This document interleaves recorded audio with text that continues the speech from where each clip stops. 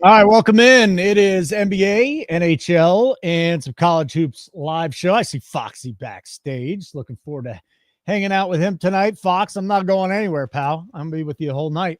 What's going on, Foxy? Good to see you. What's going on? Got a lot going on in the NBA tonight. I know it's not the biggest slate in the world, but it's kind of a good slate. We got this Boston-Cleveland game. Then the two LA teams are facing off later on tonight. Got to talk about the trades that went down, obviously the Luka deal, but talk to me here, pal. We got some games that are about to begin. We've got some games that you already threw a whole bunch of bets out for. Yep. So we'll go first. We'll go Boston, Cleveland, rolling real quick because this game's going to start early. You won't get the 10 minutes extra that you typically get. We're going to take a couple plays here. We're going to take Bam Adebayo over 19.5 points. Bam actually does very, very well. Sorry, I switched that. We're going to take that, but that's not for this game. We're going to switch. We're going to take Donovan Mitchell over 29.5. He actually averages 32 points and rebounds against the Celtics. He's hit this in 8 of his last 10 games. So we're going to go ahead. We're going to take points and rebounds for Donovan Mitchell over 29.5 at FanDuel for -113. We're also going to jump on. We're going to take Evan Mobley, another guy who does really well. Boston has a major issue. Most people don't realize they're actually third worst in the league in giving up 2-point baskets. That actually works well for Mobley, who does most of his damage inside the paint. So we're going to take Mobley over 28.5 on the PRA. Should get some assists tonight. He'll probably go over in his assist numbers. We're going to take Jaylen Brown over 21.5. We're going to continue riding this.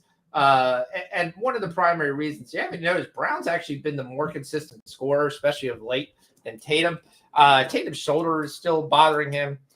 He's still basically trying to play through it. And then the last one we're going to take, who's really starting to get going, is Derek White. He's gone over 15 points in 4 of his last 5 games. So we're going to go ahead and we're going to take White over 13.5 points. I took that earlier. The line might have moved. If it moved to 14.5, I'm fine too. You should probably get some juice. I think he gets 15 tonight. It's one of the things I really like. It should be a very good game. I kind of lean the Celtics to win the game, but I'm just trying to see if we can get some points with the Celtics. All right. I wish you guys don't. All right. No, I'll just say this as a one public service announcement. Okay. What is that?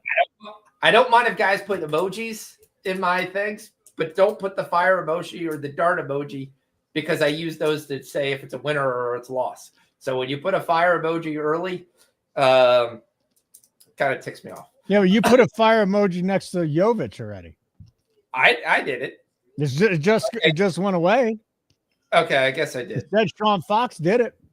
All right, so I guess I put a claim against myself then. Self emoji. I didn't realize I did that self emoji.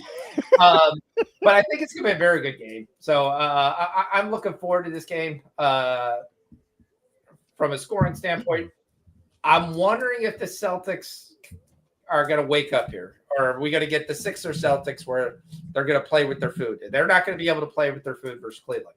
If they sit there and they wait around and they get down 15 or 12 points, this is not the Sixers. They're not just going to roar back, who are actually looking very good tonight against the Mavs. But I kind of starting to think a little bit of this Mavs team is deflated.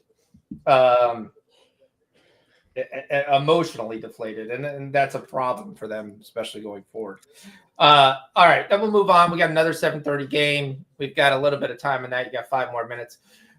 We got Houston and Brooklyn playing. Sagoon will play tonight. He was off last night, so he should be able to come back tonight and be able to play. So that's going to be kind of a nice thing for them.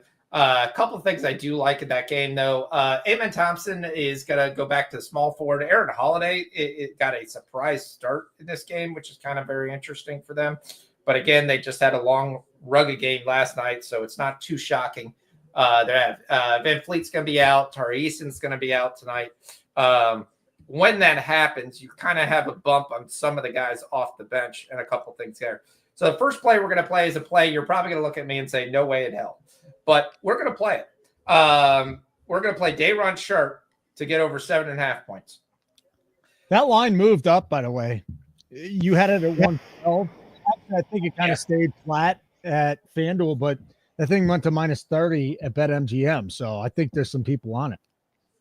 Yeah, there's definitely some people on it. And the reason for Day'Ron Sharpe, if you wonder not, Day'Ron Sharpe right now is one of the hottest names that people are wanting in the trade bucket. Why? And one of the reasons he's actually has good size. He's played well down low when he's getting the chance to play, and he's cheap. So a lot of teams are thinking he could come in and be a very solid big that's not costing anything, because we'll get to the trade market as well. But really, a lot of teams basically there. There's also a play that I've been playing kind of when these two guys play. It's just a good play. We're playing Dillon Brooks and Jalen Wilson to get 10 points, a little two-person parlay there at -108. I haven't put that in there yet. All right, so what was it again? Jalen Wilson and Dillon Brooks, 10 points. Plus Dillon Brooks. -108. And the reason for that is they keep kind of raising Dillon Brooks' number up, and the EV's not really there on Dillon Brooks. If you just want to take Jalen Wilson at 11.5, I personally did. Jalen Wilson's going to get plenty of shots tonight. Shouldn't have any issue. I'm off of Men Thompson from a betting perspective for a play, but I actually did take it personally because he's just been so hot. I took his 16.5 points, and I took his points and rebounds, PRA at 30.5. But I have a feeling this is kind of some of the games. So far, he hasn't really put it together on night after night after night. So with Sagoon there, I kind of think he does take a back seat tonight. But we'll kind of see how that's playing. And then we got the Knicks and Raptors. And I'll be flat out honest with you, I haven't even looked at this at all. RJ Barrett was ruled out. Boucher's ruled out. So we were trying to figure out if Brown was going to play. Who was going to be out for the Knicks? Just OG Anunoby is still hurt. So I'm going to look at this live, and I'll look at some options. But right now, I have not played anything in this game yet. I was kind of surprised to see Bruce Brown is going to play. Another person that a lot of teams are asking for what the price is for Toronto, but Toronto seems more likely to keep him than to move him. And Toronto's been playing very good basketball, especially of late. But we'll have to kind of keep this eye on. I might just kind of look around on the ancillary market. And Brown's numbers are so small. Without Boucher there, he should be the primary scorer off the bench. Can I just break in real quick? Yep. If you go to ESPN, Jalen Wilson, Dillon Brooks, each to get 10 points is +101. And what I've noticed is that the ESPN app, they are the best place to go for parlays. So whatever the algorithm is, you're going to get a better number there. Often, -108 for Brooks and Wilson, decent number. +101, ESPN, little better number. That's all I wanted to tell you. Yeah, it's not bad. Yep. Yeah. What else we got going on, pal? That's the end of the 7:30 game. So at that point, we'll take a break. We got an 8 o'clock game, and we'll talk about in probably about 10, 15 minutes. I put way too much on Daniel Gafford tonight, and he's got a goose egg through the first quarter. So good thing we got 3 more quarters to play. But the Mavericks look completely discombobulated offensively. Well, I mean, you got a couple things. You're starting Dante Exum. Yeah. Exum hasn't played that much this year. You're starting Kessler Edwards. I don't understand why they're kind of playing around with the lineups. To me, so the Mavericks are trying to make this great defensive team. That's essentially what they're looking at, 100%. And they're moving.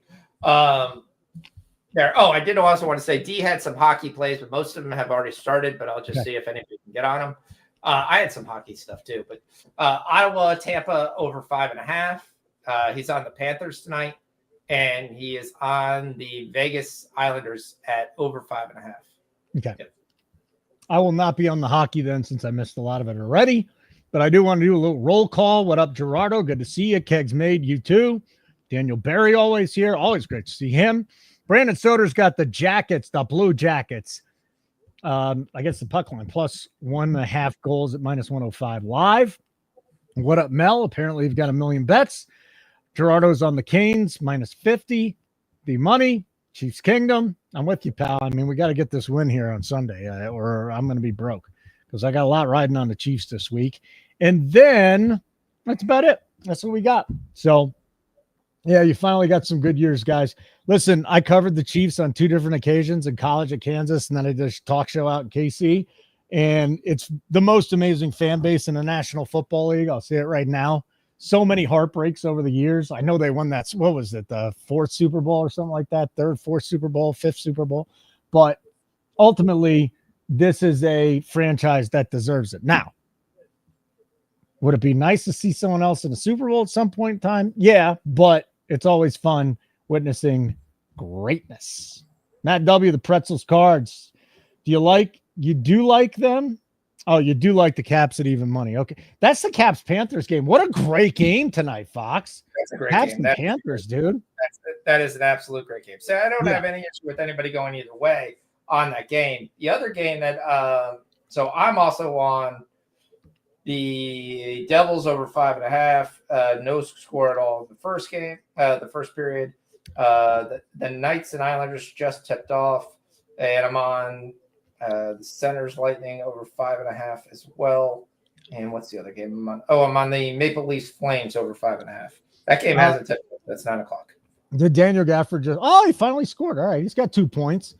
If we can get him to 6, he can pick us a 9.5, can't he? Yeah, I mean, there's 10 minutes left in the second period. I mean, I guess I should go back. 8. It's probably the problem is that I had a free bet, pretty big free bet, and I put it on Gafford because I love him so much, and then I did a YouTube short on him. So I need Gafford to cash. Okay.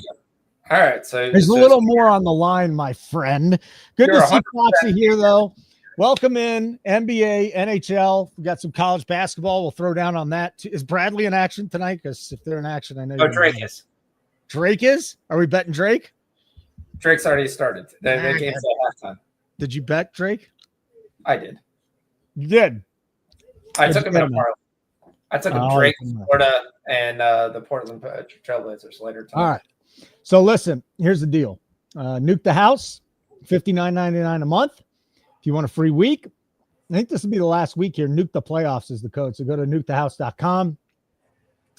Sign up for any package. We won't charge you unless you want to be charged after a week, but we'll give you the free code when you sign up. Nuke the playoffs, 1 free week. You'll get all the Super Bowl plays we got. You'll get Fox's plays, at least 30 a day. So what we're getting from Foxy here between the NBA, maybe some NHL, college basketball as well. So we got a lot going on. Smash that like button and then hit the bell. So Maddie taught me to hit the bell thing. Although Maddie really hasn't gotten back to me. What the hell are you doing, Maddie? Come on, let's go. Vegas and the Islanders over 5.5 just started. All right. So if that game just started, we're not getting a great number. If we're going to the over, right?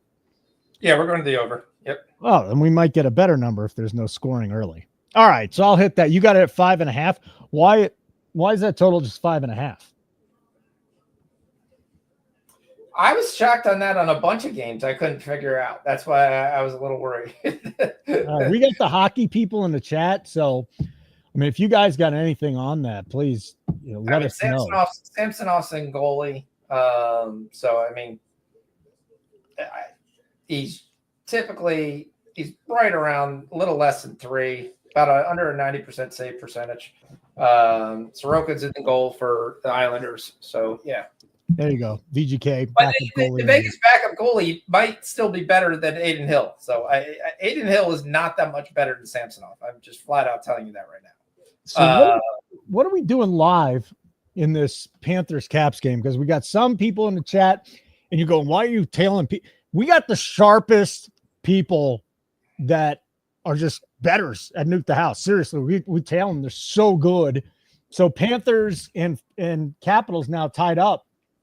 You take the Caps at even money, Panthers minus 30. What the hell are we doing? Well, I'm on the Panthers pre-flop, so I'm just waiting. Okay. So, but you are welcome to take the Capitals if you want. This game's a toss. I would want something.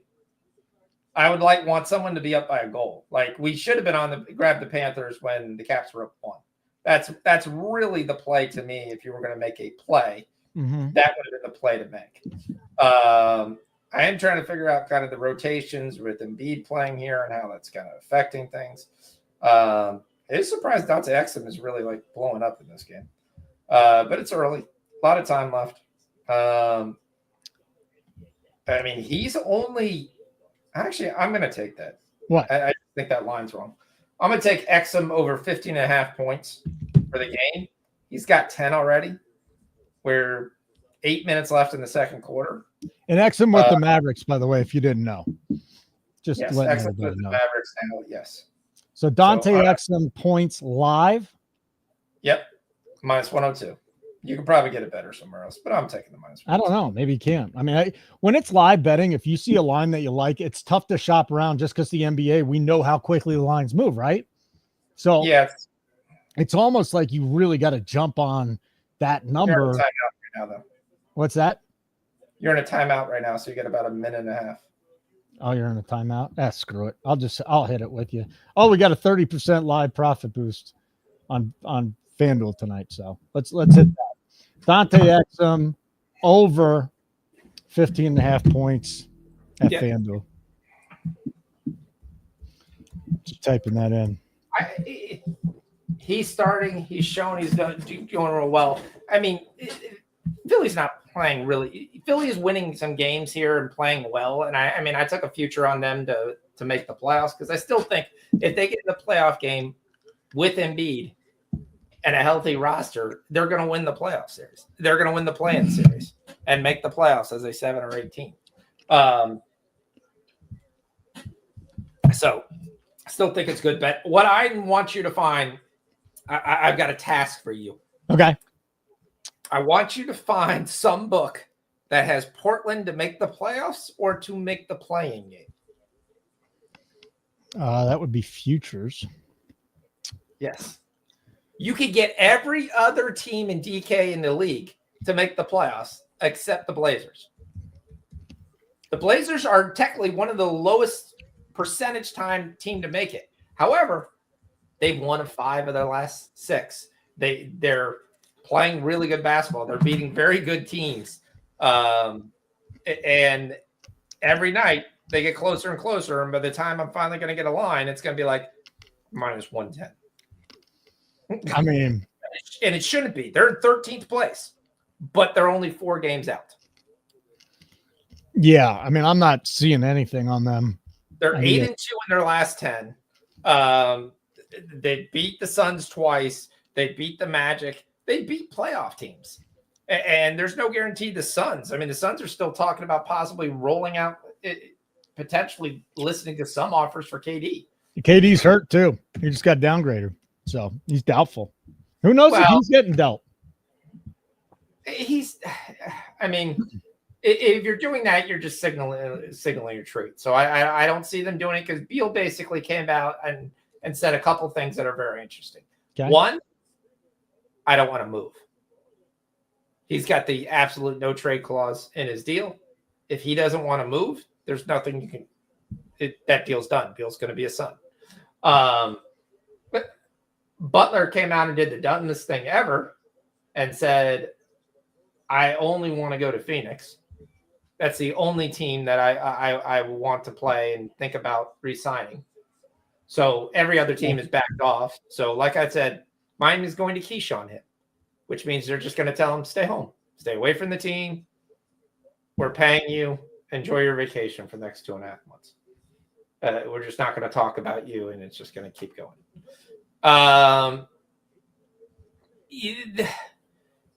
Nobody wants that contract. And for the Dubs to make that move to take PG is nothing. There's a lot of things. Atlanta had some interest, kicked around some tires on PG. And quite frankly, Kelly Oubre's outplayed him. PG looks old. Any team that trades for them should have their head examined.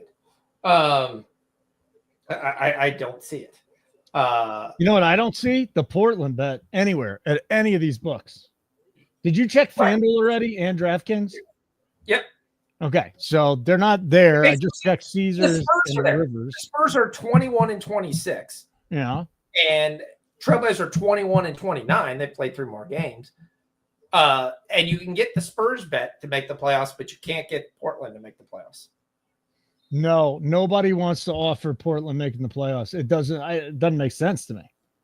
Correct. No. I want to bet it. I want to bet it. It's probably 3, 4, 5 to 1. What about the Warriors at 2 to 1? Is that a good bet? I don't like the Warriors. To make even the playoffs? To make the playoffs means that they're going to be a play-in team. And I don't trust a team with no size and no consistent shooting to win a play-in game. Especially if those teams are going to play are the Mavericks, the Timberwolves, and maybe the Kings and the Suns. I mean, they're on the outside looking in right now. Jared Allen just rejected KP and Darius Garland. Come on, you got to make. Hey, what do you think? What do you think about betting Jokic at 4 to 1 for the MVP? And I know SGA's been amazing, but this is like, again, they would be giving him the award because it's his year. To me, because Jokic is having his best year. Correct. Jokic is having his best year, but the points per game, as long as they continue to stay as high, I believe it's like one of the top 10 overall top points per game for a season. And that's what you're going to see. And their team's number 1. Okay. It's going to be SGA. I mean, you can bet SGA and bet the Aces or the Lunar Owls. Who I actually think it's going to be. Well, he's minus 700, dude. You can't even parlay that at this point. Well, go look at what the Vezina Trophy odds are. Okay. Which has never been what they're at. And then you pair it together. Well, yeah. I mean, I do award things all the time. My buddy taught me that a long time. You sit there, you take that, you take the future for the Yankees to win it, and you're at a astronomical number, and you're just like, all right, if it happens, it happens. But there's ways to hedge off of it in other sports. So, like at the beginning of the year, I took Asia Wilson to win MVP, and I took Wemby to be Defensive Player of the Year. Okay. I ended up getting plus 300 on it. I was like, oh, perfectly fine. Well, Wemby's gonna be a Defensive Player of the Year, ain't he? Yeah, he's the odds-on favorite now. He started off the year at minus 170. And now I think he's like minus 350, minus 400. You know what? I might. God, why doesn't Unabated have the futures there? That just doesn't make sense to me. So, Brandon, I assume that's a joke. So what? He was saying the Boston game is high scoring. They're on pace for under 200 points. I mean, they got 20 points in the first 8 minutes total. Yeah. It's probably a joke. I mean, the Knicks-Raptors game is going to be up and down. The Rockets-Nets game is most likely going to be up and down. Brooks has got 5, by the way, already. I mean, there's just no way Jokic gets the MVP. He's just so great. It doesn't matter. There's no way. And he doesn't deserve it because he had 27.5 points for 9 minutes and couldn't score a 2. Oh, come on. One game? Give me a break. Yeah. Guaranteed that was it. That cost me. Oh, you're just upset at him. Okay. That was like, are you kidding me? I was like, oh, I got that bet 1. I'm going to put that in the win column.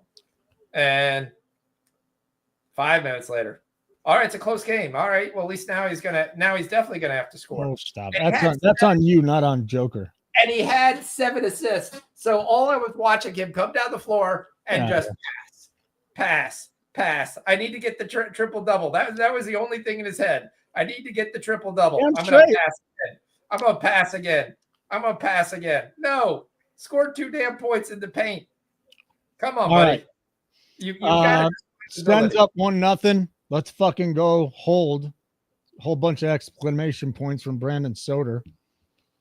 What up, Brandon Soder? Was that a YouTube short from our guy Zargo today? I can't. Oh no, he had the Red Wings. So I actually tailed his Red Wings over too. Yes. Yeah, he took the Red Wings. We got it at slightly plus money. I think there's no way it could be plus money anymore. But yeah, tonight we got the Red Wings. That's the one play in the NHL I had, and I still don't think. I mean, maybe I did take the Panthers. I don't freaking remember. When you're betting as much as we are on this show, I literally have no idea what we bet. None. Maybe 5 bets I can remember. So Drake's up 14 at halftime. Huh?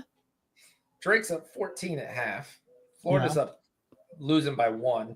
And Kentucky in the second straight game is getting their ass handed to them. Is Mac McClung going to win the slam dunk contest? I think Bucelis has a chance, who we're on as well in the 8 o'clock game, which we can talk about the 8 o'clock game if you want as well. By the way, Wemby is minus 1,200 to win Defensive Player of the Year. SGA is minus 700. I can't even bet them together. They won't even let me bet them together. Bastards. Can't bet them together. You have to bet different sports. Huh? You have to bet different sports. Yeah, I gotta line it up with a different sport. Like you could bet the Chiefs and Wemby to win. You could bet the Aces or the Owls and Wemby to win. If you wanted a quicker. Do we have a total for the All-Star game yet? Because I basically blind bet the over every year and I just win. You know, it's a totally different format. Yeah, because they do. Hold on. Than what they've done in the fourth quarter the last few years, because that was a great format. Correct. Different format. Well, that sucks. You actually have 4 teams. I mean, that's what they did in the NHL with the 4 nations. Yeah, that's kind of. I'm hearing that Canada is putting a tariff on the U.S. team. So, well, the interesting thing is, okay, whoever plays the 4th team should win every game. Okay. So it's the NBA All-Stars are divided into 3 teams. The 4th team is the Rising Stars game. Okay. I like that. Okay.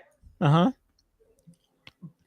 I always like watching the rookies and sophomores, but I liked it when they played each other, not when they're now going to go up against it. And let me let you know, they offered Bronny James a spot on the Rising Stars team. Okay. In no way is he ever a rising star or will be a rising star in the next 5 years. Yeah, but people will watch. 100%.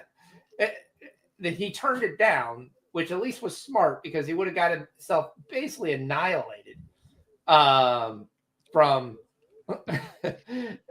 this setup. So I'm trying to get how the game is played with the 4 teams here. Let me see if I can find it here. Oh, because there's a prize pot. 24 honoring team members, Barkley, whatever. Two teams meet in one semifinal game. The remaining 2 teams play in the others. Winning team from game 1 and team advance to face each other. Yeah, so it's a mini tournament. Uh-huh. But I don't have any of the rules of the time frame. Oh, each game will have a target score of 40 points. Okay. So I got to figure out a way to get the over then. The over is 40 points. The over is going to be like the line on the All-Star is going to be what, 78? Yeah. I mean, the highest score you could possibly score would be 42-39. They're screwing with us. They're trying to make it like, I guess, really exciting. But I mean, it makes it look like, okay, you're just playing a pickup game from after there. All right, guys, we're playing to 20. Let's go. Yeah. I mean, that's what this is going to. I mean, they're trying to probably get defense. Yeah. They're probably, but it's going to be whichever team can actually shoot a 3 the first time down the floor is probably going to win the game. And you can bust my balls all you want, but I love the NBA All-Star game is my favorite All-Star game. Yes, I used to bet the over every game too. It was just a joke. I was like, all right, we're going to take the over because I would take the over every quarter. D's flat out it was. He's in there. We're going over 91. 100%. We're going over 96. And you may lose one quarter. You're going to win the other 3. Even when the Elam rule was there, I was still able to figure out through the math and go, this is the best thing. Boston is kicking the crap out of Cleveland. It is 23-13. I mean, still plenty of time, but I thought Boston was going to come out here and really get going. Here goes Hauser. Big 3, miss, and he dribbles out of bounds. By the way, no score in the Vegas Golden Islanders game. You can get in at 4.5 now. if you're interested in that. The Jalen Wilson, my Kansas bro, Dylan Brooks parlay, 10 each early in the game. We're still in the first. Both players have 5. Yep. Looking pretty solid right there.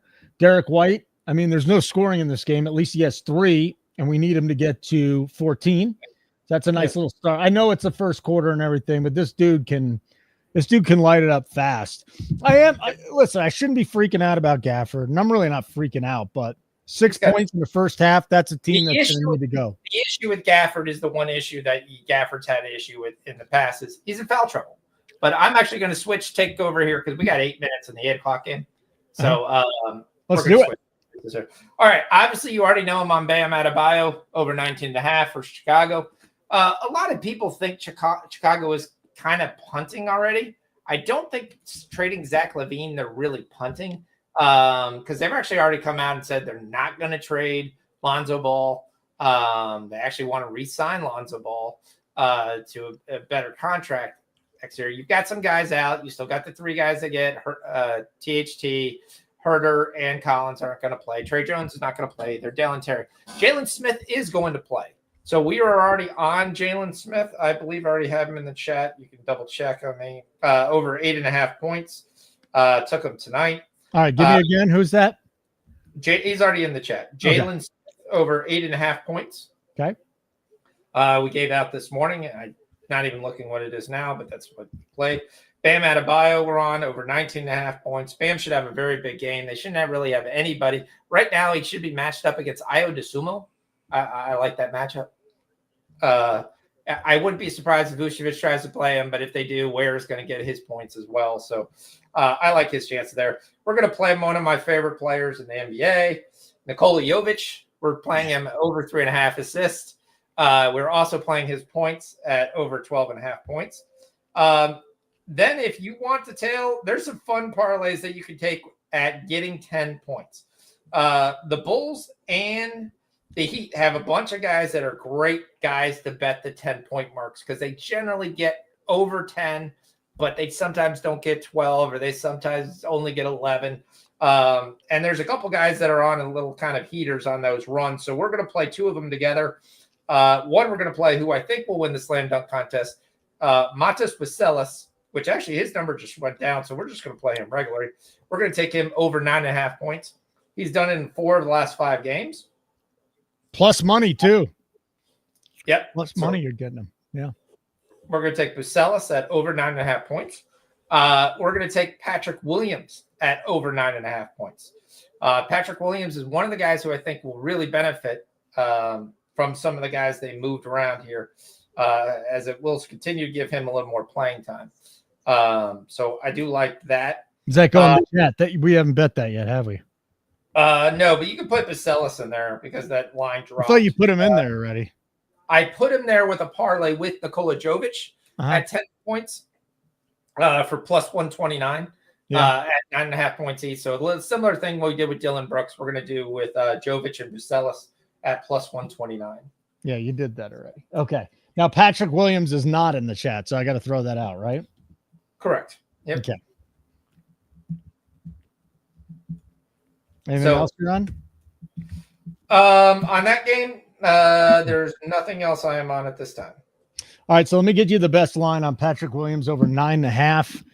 It will be minus 15 at DraftKings. So Patrick Williams over 9.5 is going to be actually, minus 15 at DraftKings.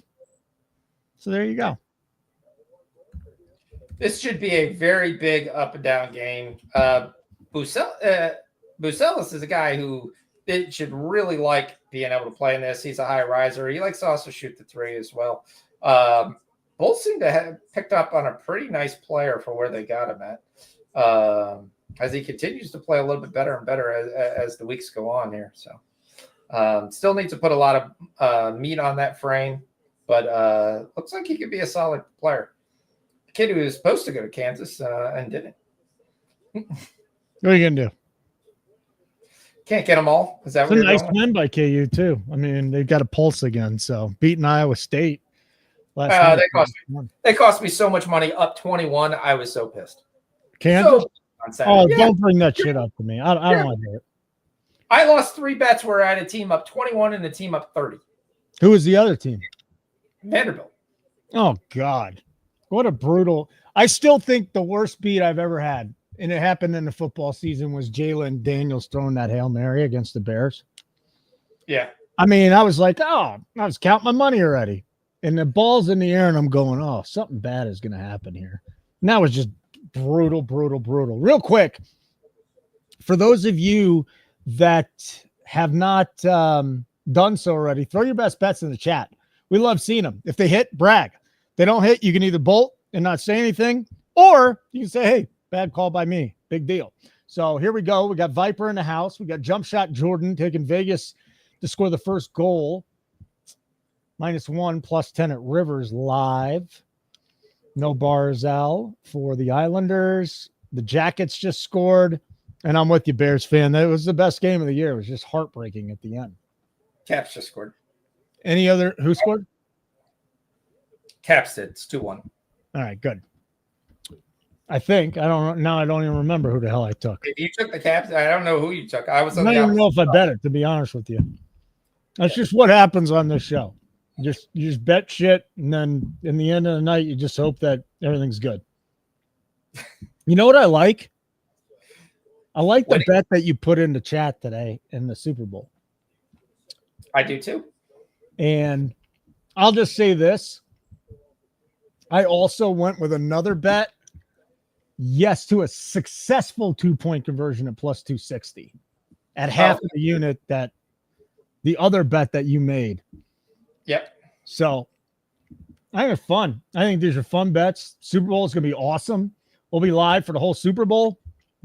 I plan on hanging out with the boys and watch the commercials. Actually, you don't even need to watch the commercials anymore because you can just watch them now. It used to be a lot of fun to watch the commercials. Let's update.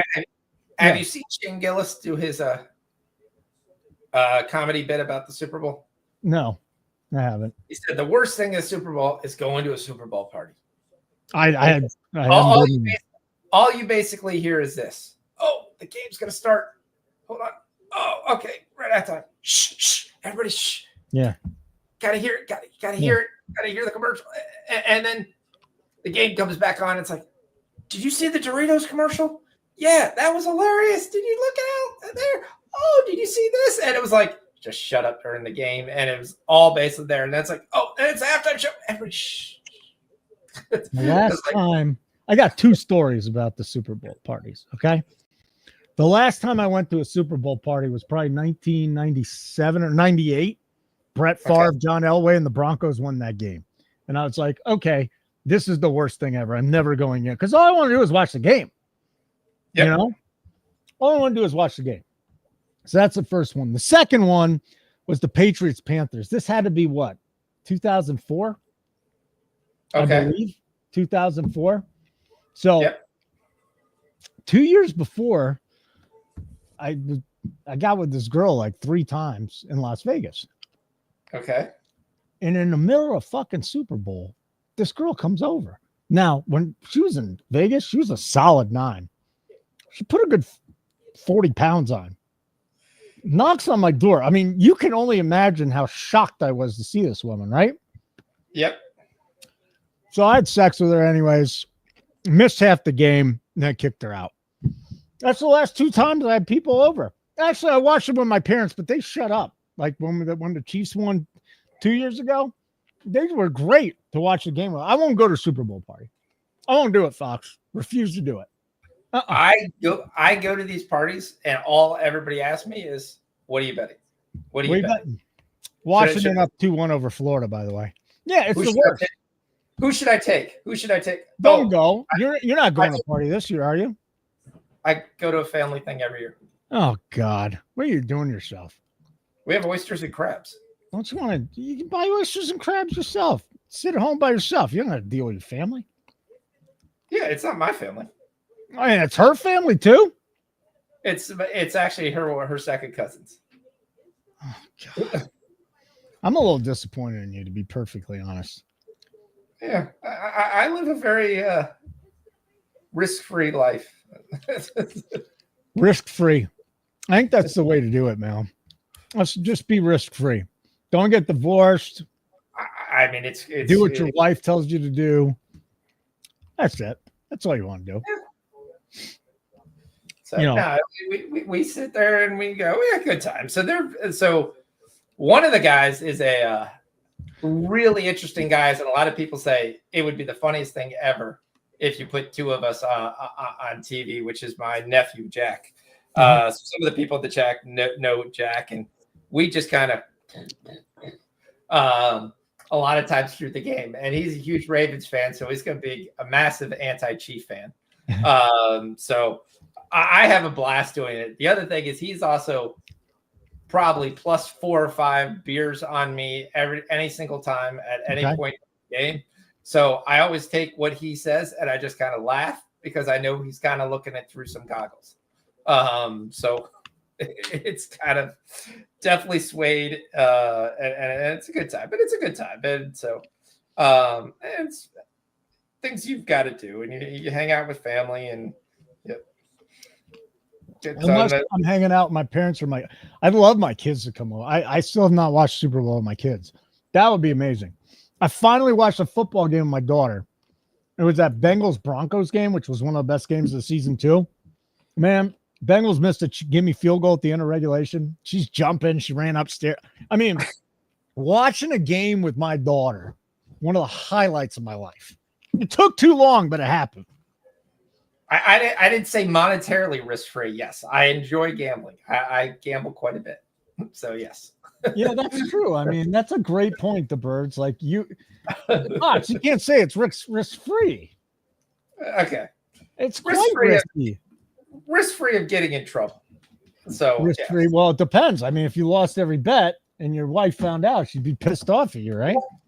You only bet what you can. You're right. You're right. It's a good way to live.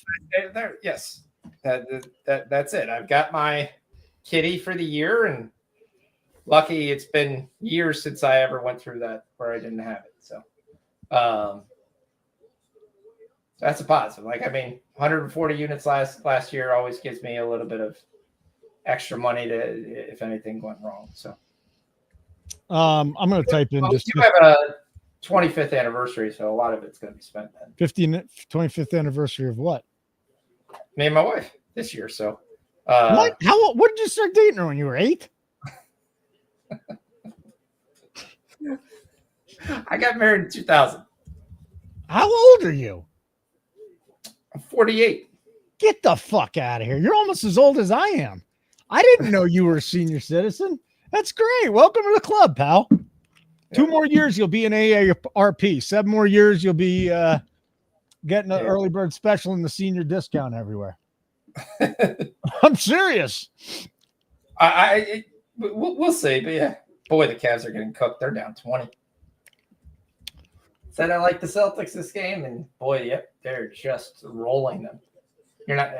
That's not good for our bets. As Mobley is missing shots, they're getting cooked. They're down 20. I mean. There's a ton of time left here. But there's a ton of time for them to get there. You just they just can't be this far down. I think we're gonna be okay. Yeah. Oh, I'm sure we're gonna be okay. I mean, I came back started the year off minus 16 on January 14th and ended up the month up 20. So I was quite happy with the way my January ended up. So yeah. I mean, it was a little struggle. I told you everything's gonna be fine. Trust you. We're not doing anything different except for winning. And now you're doing it again. So great to do. What up, DB Gnarly? How are you, pal? How are you, buddy? 25 years with the same woman. Holy shit. You just let her tell you what to do, right?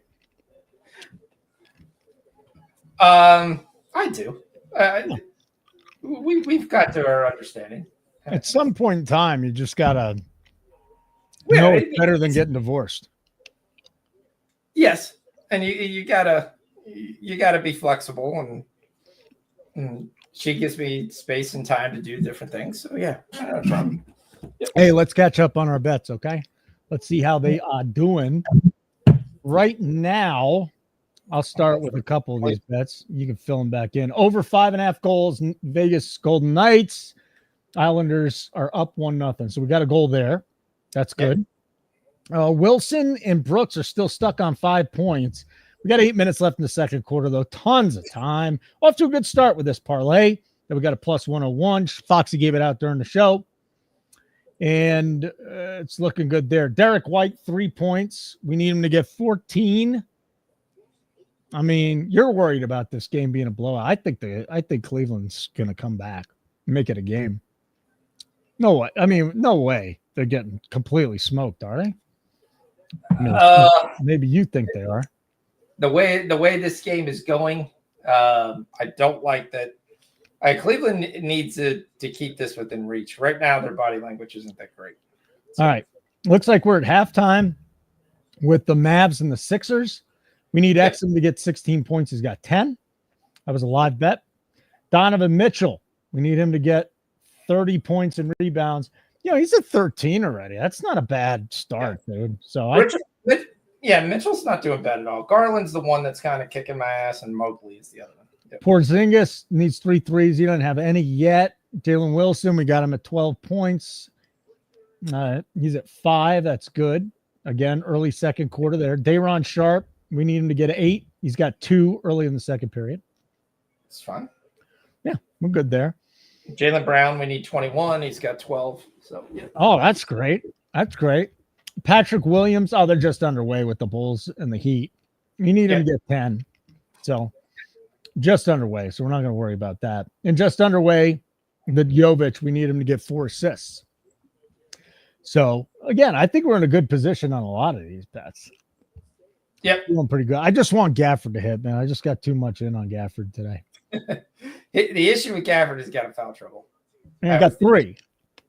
Correct. And he sat. So he didn't get his normal time. Right. But if he can get his normal time in the second half. Yeah, it was kind of shocking that they went and they took the lead. So much different second quarter than you get the first quarter. That's kind of what you were hoping with the Cleveland game. And when you don't see that, that's when you just kind of are a little bit more worried. Okay. Because they came out and they got blitzed. So then it's like, all right, we're going to make some changes. Second quarter. I just read Matt's comment there. He's calling me. Is Matty in the house? Yes, I will say it was young. I was 23 when I got married. Yes. Oh, how old was she? 22. Okay. At least she wasn't. Yeah. Okay. That's good. All right. So we need Mobley to get 28.5 points, rebounds, assists. We got 6. Slow start. You're already talking about that. Just underway in the Chicago Heat game. Jalen Smith get 9 points. Gafford, we need 15. He's got 6 at halftime. Smith comes off the bench, so we need time to flow. Yep. So we got plenty of time on that. And for the most part, I think that's all the bets we made, right? I think there was one bet I put in on Bet Rivers, and I can't remember what it was. It might actually been a Gafford bet with actual money and not free bets. So, yeah. Onyx is in the house. What up, Onyx? He's big on LeBron over points tonight. He's got Norman Powell over, and he's got Zubac over rebounds. Thanks for stopping by, Onyx. Always good to see you. If you got any best bets, let's do it. And the other thing was Mel is just on a ton of NHL bets tonight. Ridiculous amount of bets. So that's cool. That's good. That's what we want to see. In the NHL, Florida and Washington, 2-2. I mean, we got a high-scoring game there. Yep. What does EN mean on a empty netter? They got an empty net? Why? Are they going on the power play or something? The hell is going on in that game? Why does Washington have an empty net with 9 minutes to go in the second period? Yeah, doesn't make sense to me. Oh, man. Cavaliers are straight struggling right now. No question. Mavericks, Warriors, Rockets, all interested in Kevin Durant. How the hell are the Mavericks going to get Kevin Durant? 3 goals in the Ottawa game, so that's looking good. What's that? The issue is you've got to match salary. So there's a lot of people that are interested. There's all those teams are hoping. There's only really 3 teams in the league that can facilitate deals. The Wizards have said they will help facilitate deals to take on short-term caps, short-term caps, but they want first-round picks. Teams have balked over the first-round pick. Toronto has a secret deal that apparently has already been agreed on with a team that they will be the third party. The deal is the team in the East, so it's not the Lakers. So we don't know who it is. No, they're holding that done. And could it be Chris Middleton involved in anything? Chris Middleton is the one guy that keeps getting talked about because Kuzma. There was conversation with Kuzma and Middleton today on a deal, but again, this is where they asked for a 1, and then that ended the talks. So as soon as they said, well, yeah, we would take that on, but we're getting a first-round pick, which really you should. Chris Middleton is an old, aging player that's declining. Kuzma is not a youngest guy, but he still has some wheels. He still has there. It would actually be a very smart move by the Bucks if they could somehow acquire him, but they got to go get a 1 from somebody in order to make that deal. And right now, that seems to be the hard part.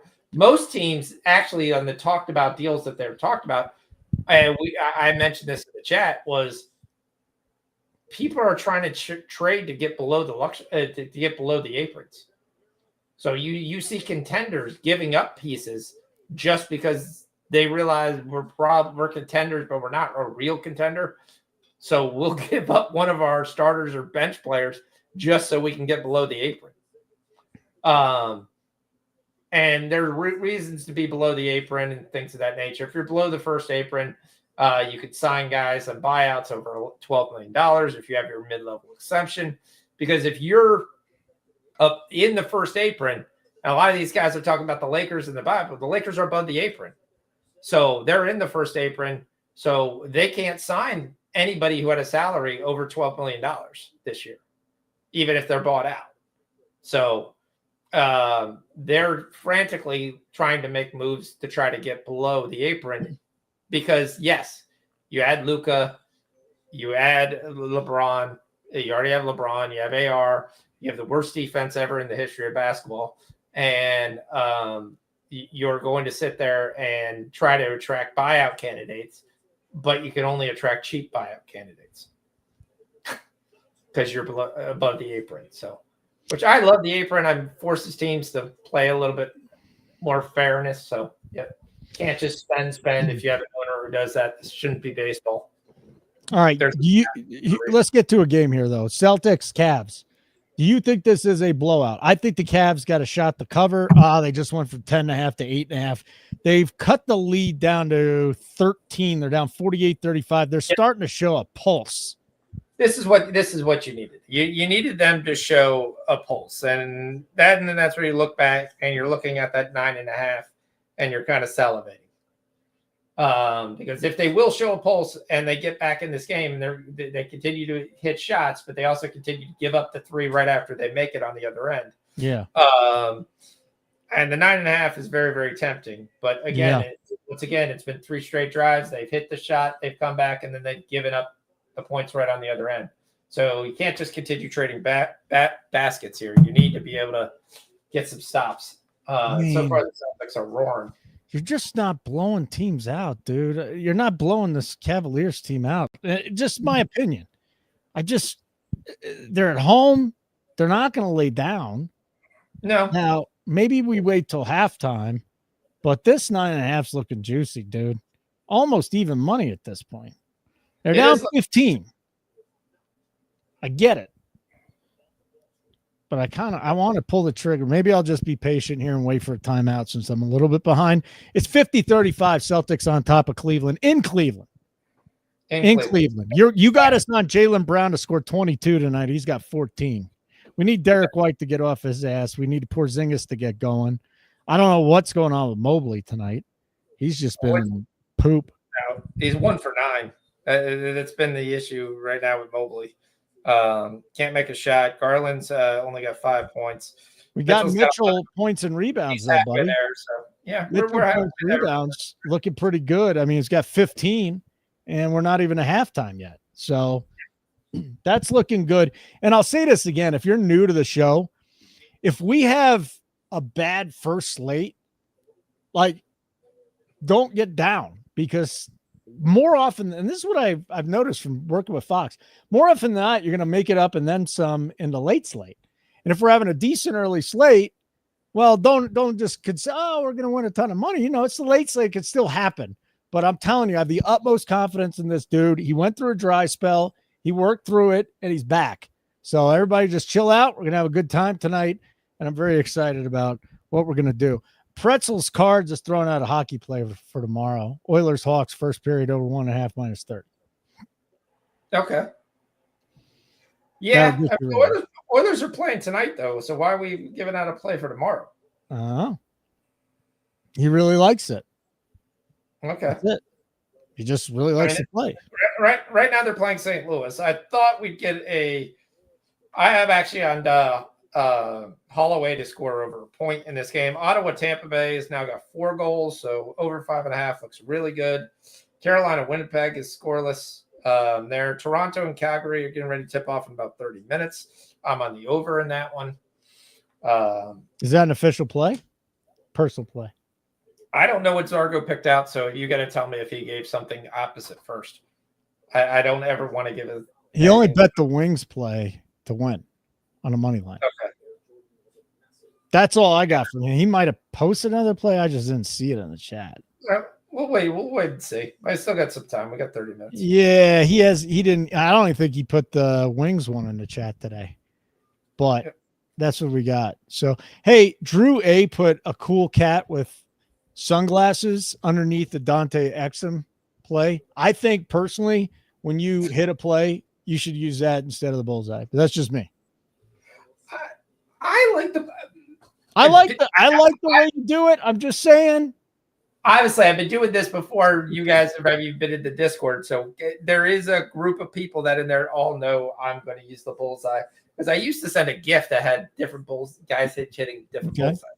But I can't do it in your chat. So yeah, very good. Hey, so we've got some things that are going to be starting up a little bit later. Robert Williams expected to play backup center minutes over Donovan Clingan tonight. Chauncey Billups said that. Blazers going Simons, Kamara. Are we already betting Avia yet? Grant Nathan starting for the Blazers. Are we just going to bet Denny? There's a lot of guys there. I have to look and see what their lines are. I was waiting to make sure they're in because they played a lot of minutes last night. I mean, he's starting. Potentially. So do we have a guarantee starting, or do we have the? I mean, that's the starting lineup that was given. Who gave the lineup again? It's Underdog, and they get at from a beat writer. All right. So we'll play. We'll go right in that game. By the way, Denny's at 15.5 minus 25 or 16.5 even money. We are riding Aiden over 16.5 points. DeAndre Ayton. Yeah. Over 16.5. Okay. I mean, I don't love 16.5. I will flat out tell you with Avi, especially coming after last night's Why are we game. betting it then? But I'm not. I'm betting something similar. We're not betting Ayton over 16.5 then. No, we're betting Aiden over 16.5. I don't love Avdia.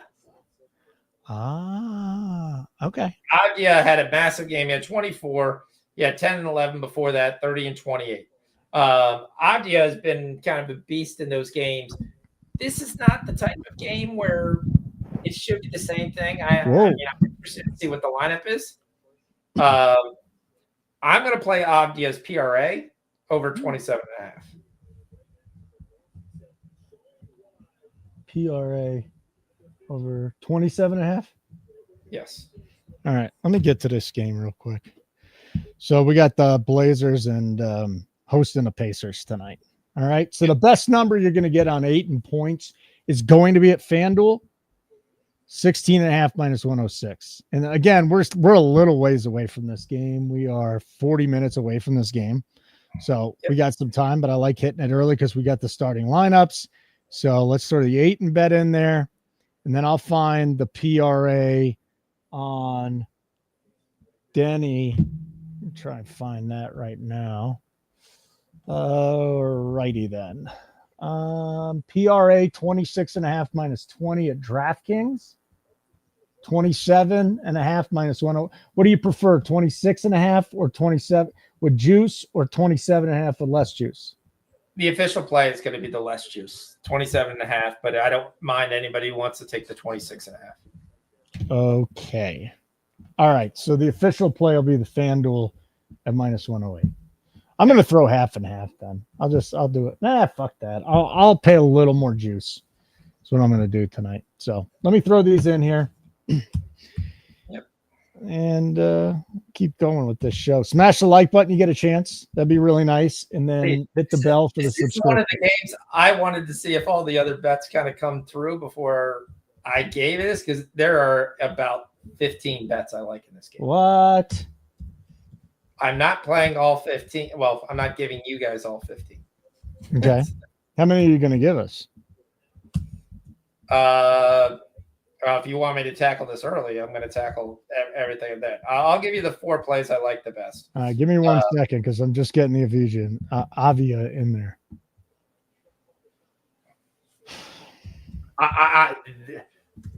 This is going to be a high-paced game. That'll be the interesting thing on how the Portland's going to play in this game, but it favors some of their guys. I mean, Portland's a very loaded, talent-filled roster, especially as guys like Sharp and Scoot have started to figure out how to actually play in the NBA. Scoot gets better and better each time I'm seeing. He's hitting his 3-point shot, is hitting at a higher percentage this year. His turnovers are down. He's still lightning quick off the ball. He's got a nice, good strength to him inside, kind of like that Jalen Brunson type strength. And Avi is just a damn bull. They actually joke around. They call him the bull. Oh, there's a great play. There you go. Cavs down to 8. God damn it. Out, fucking told you they were coming back. Son of a bitch, that bothers me. I hate missing bets. I will say, yeah, there's definitely always a fear of missing out. I mean, we're still getting 6.5 and they're down 8. At this point, like, the money line is down to plus 240. There is a scenario where they win this game. Oh, there's definitely a scenario where they win this game. And right now, White is 1 of 6 from 3. Yeah, he sucks. He is sucking up. He's going doo-doo land this evening. Now we're getting 5.5, 255 on the money line, 265 on the money line with 5.5. I'm seeing 5.5. I'm seeing 7.5 now at DraftKings minus 20, plus 270 on the money line. I think, are the Celtics going to the line?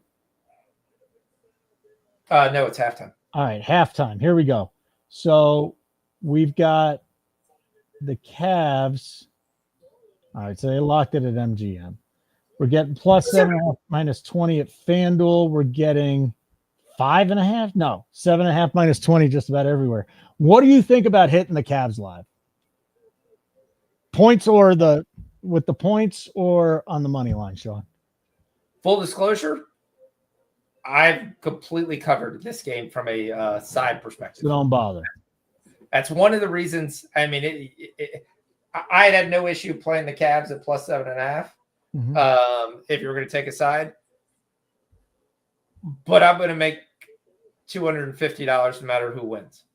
Okay. And I have a chance to make $500 if the Cavs win and the Celtics are within 6.5. Oh, you're looking good right there. So full disclosure, it's there. That's the reason I'm not jumping on a side. But if I was going to jump on a side, I'd jump on the 7.5. All right. So here's what I'm going to do. And again, my bets are recreational purposes only, just so everybody knows. I'm going to hit the Cavs money line at plus 255. Put a little sprinkle on that. Let me see if that's the best number. Yeah. And then I'm going to take Cavs plus or minus 6.5 at minus 105 for a half unit.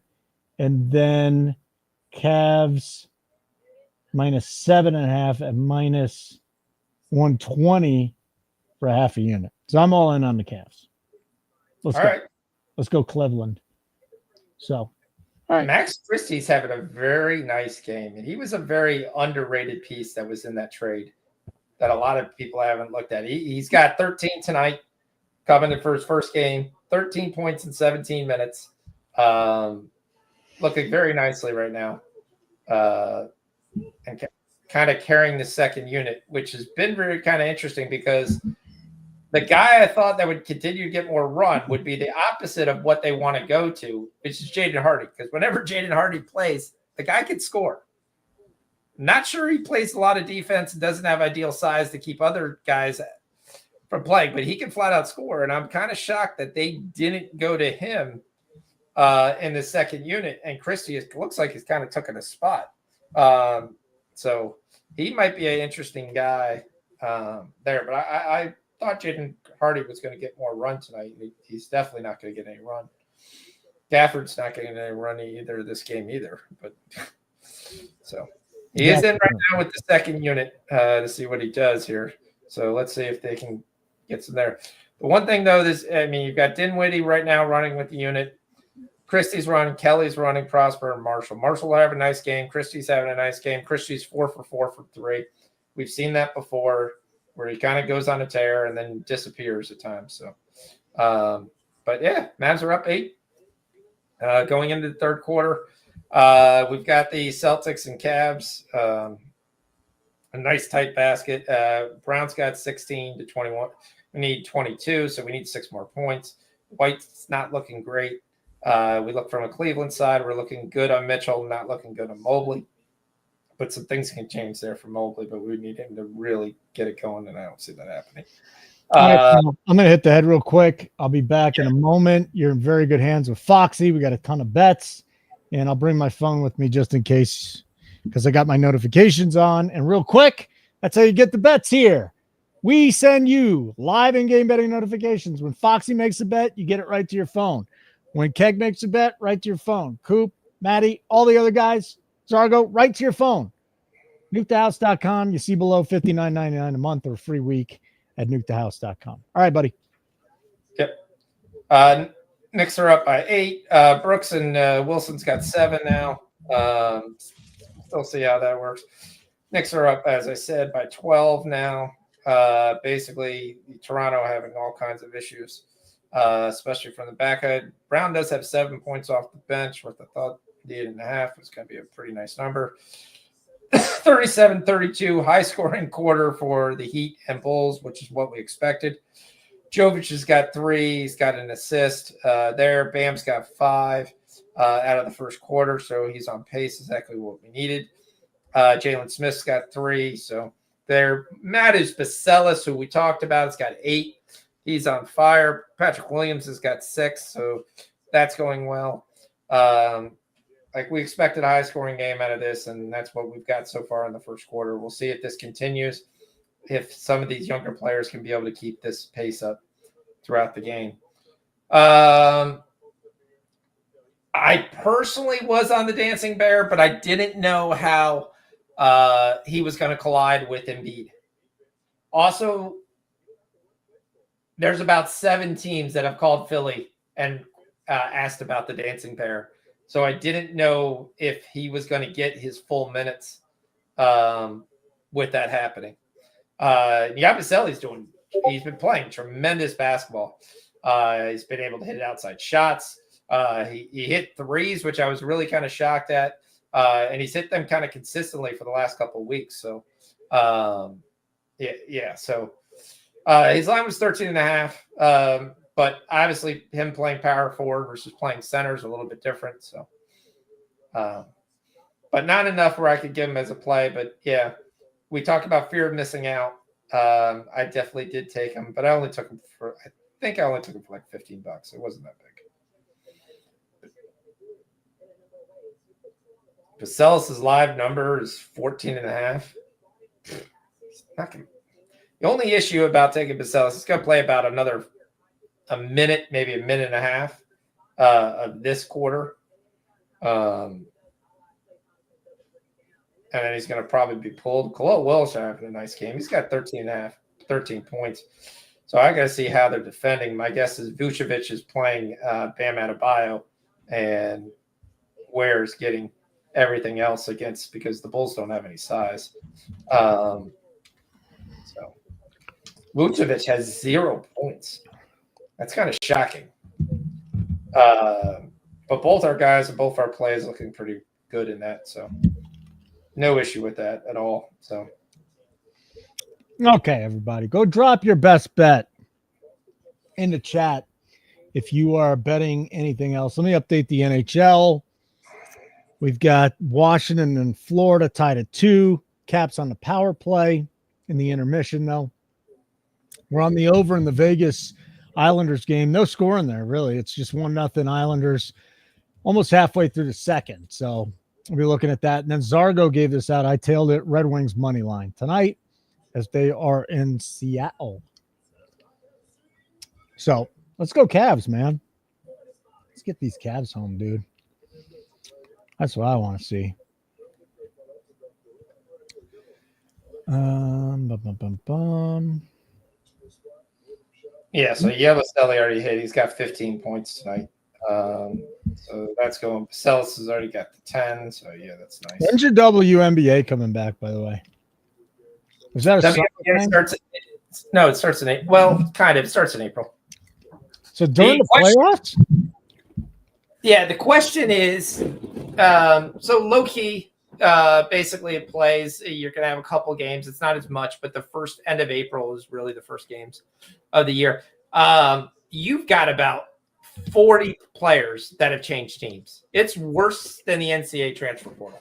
I'm going to have to look at rosters in April to figure out who's playing on which team. Stars have been moved. Free agents have happened. Grinder's not in Phoenix anymore. She's in Atlanta. Alyssa Thomas is not in Connecticut. She is in Phoenix. 500 people have gone to go play with Caitlin Clark in Indiana. DeWanna Bonner has joined them on a 1-year deal. They've got tons of shooters. Yeah, Mattis is nice. But this is that kind of game which they needed right now. They needed a fast pace, up and down, pedal to the metal, who cares type game. Neither team really caring about what happens in this game. Maybe Miami does a little bit more. But, yeah, it's just who wants the ball. Just take it and go. And this is what he can do. He's been playing well. He's been building confidence. He's probably going to win the slam dunk contest. He got his 10 points already, by the way. So Zealous? Yeah. What time it is? What time it is? What time it is? It's time to go. Bring that bell. Bring that bell. Bring that bell. Ring that bell. We'll take Zealous at 10.5, 10 points. Now we just need Jovic to get his ass together. Put it on the board. Jalen Smith has got 8, by the way. We need a point. Okay. Cash Jalen Smith. Jovic has got 6. He's got 2 assists, so we're halfway there. Bam's only got 5 points. Like I said, we're still technically on pace, but we'd like him to finish about 10 or 11. It would be pretty nice. Vucevic has no points. All Bacelis are all inside the paint. So The Gafford thing, I'm going to be honest, is pissing me off. Fucking guy. Doing nothing tonight. Doing nothing. He's also playing Embiid. They're actually losing now too. So it's going to be a very interesting game. Embiid's got 22, 8 and 7. Maxi's got 22. Yeah, Vasseli's got 15. We talked about. Ricky Council's got 8. Oubre only has 6 points. But yeah, so as good as the Mavericks bench started off, they've kind of started to hit a lull, and Philly has taken advantage of that since they have the starters in. Yep.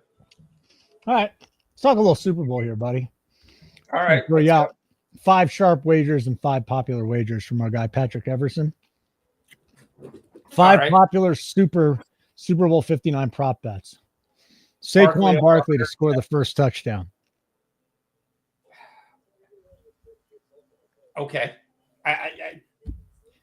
I understand that. 5-1? That's not even a good price. I have a feeling it doesn't happen. That's stupid. Yes. Goddard is a better bet. Smith is a better bet. Brown is a better bet. So, Saquon might hit it, but you're not. It's actually plus 470. You're not even getting 5-1 anymore. And Hurts has a better shot of scoring a touchdown at 6-1 than Saquon does. Correct. So that's where I'm going. And the other fact is, you're getting all the Chiefs. The Chiefs still could also. Any Chief could screw you up just to say. If that was first team touchdown, okay, I understand that. But yeah, first touchdown, no, not a chance at that. Okay. Coin toss, second most popular. Oh, I hate this. Whatever. Head. Okay. Will there be a successful 2-point conversion? A public bet. Yes. Plus 260. Yep. You're on that. I'm on just give me some team to attempt a 2-point conversion. I'm on fine. that too. It's happened in 5 of the last 7 Super Bowls. I'm perfectly fine. These two teams are teams because if you get any kind of penalty on an extra point, Philly's going for it at the 1 because of the push. Yeah. So I didn't know that was a popular bet. Now I do.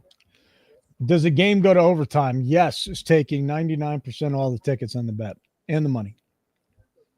I mean, you want to bet overtime, go for it. Bet that live. Why would you bet that pre-flop? No. Gatorade color.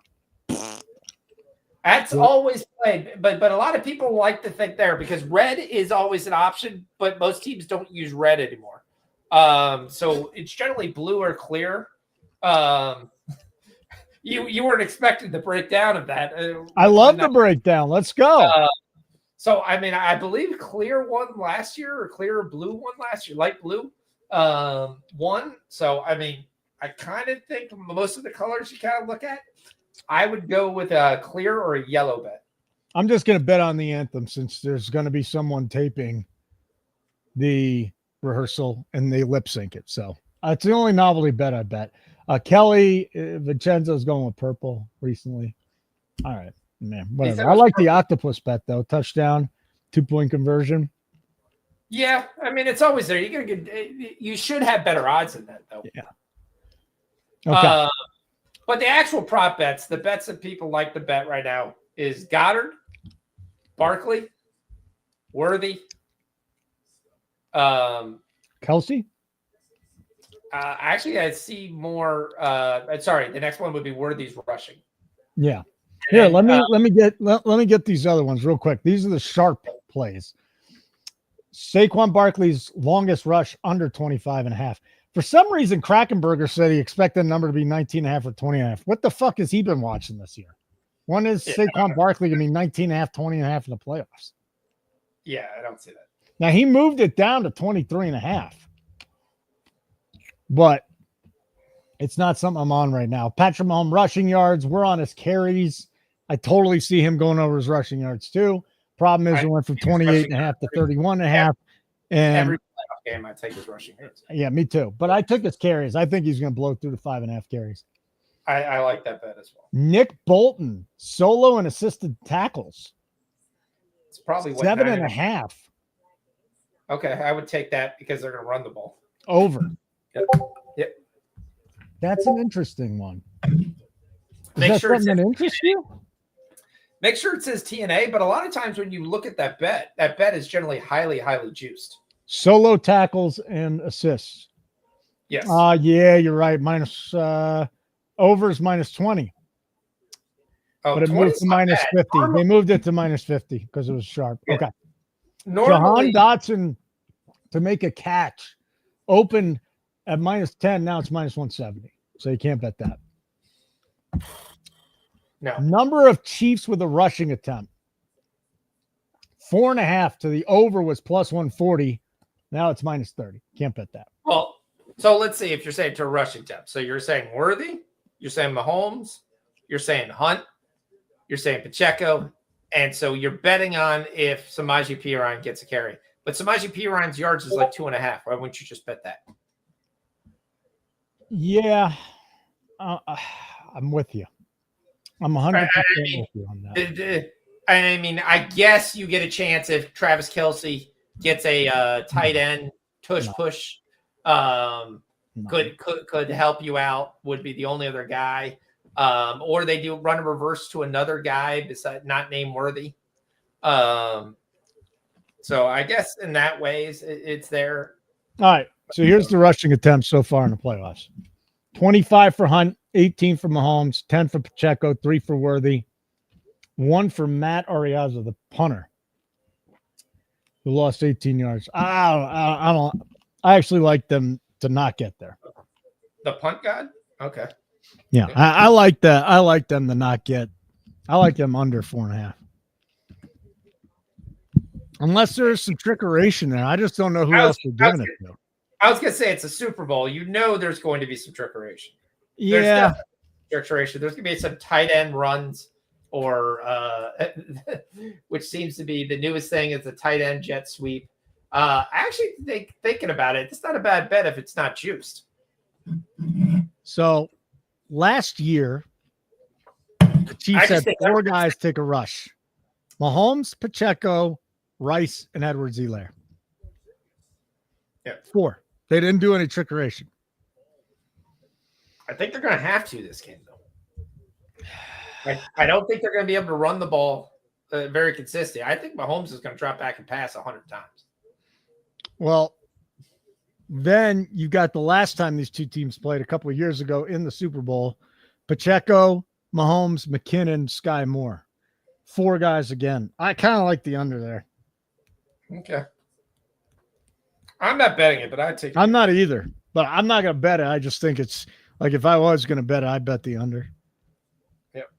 I just don't like it's condensed and hopefully, Worthy gets a couple carries and gets us to 5 yards and that's it. Pacheco rush yards, 10.5 is free money. I mean, he's been awful. He has been legitimately awful. He's not back, but we're talking about him getting 11 yards now. I mean, how many carries did he get last game? 2? 5 for 12. Then against Houston, 5 for 18. Yeah, but I don't think he'll get that many carries. He's averaging 3 yards per carry in the playoffs, dude. This is not good. I don't think they run it. How many times did they run that game? I think they run about 15 times total. I think they realize they can't go anywhere without the run, similar to what Washington did, and basically go, that's it. You're going to play 2 high salaries, 2 high safeties. We're just going to sit there and play dumping all. Here, just take the dump off, take what the defense is giving us, slow, methodical, get down the field. That's why a lot of people like the over. I'm like, I don't see it. I see tons of time where Climb is just rolling off this clock and no one's really moving. That is interesting. Yeah, these are interesting bets, man. Devontae Smith first 20 yards is 5-1. Yep. Barkley's first quarter rushing prop, I think, is now up to 34.5 yards. I mean, to me, that's unbettable at this point if you're going over. And you can't bet an under on Saquon, but that's an outrageous number. But you can't remember his prop's 110. So, what number do you think that finally finishes at? The first quarter? Was 110 for the half. Gafford's up to 10, by the way. All right. We're live. That makes me happy. Yeah. What is his number going to finish at? I mean, hasn't become 115, 117 probably by the time game. I don't think so. Well, we're going to get a lot of money coming in on the over beforehand, right? So I think he gets back to the opening number of 114.5, maybe 115.5. At least at FanDuel, because people now remember, if you're betting unders, wait until the last hour before the game.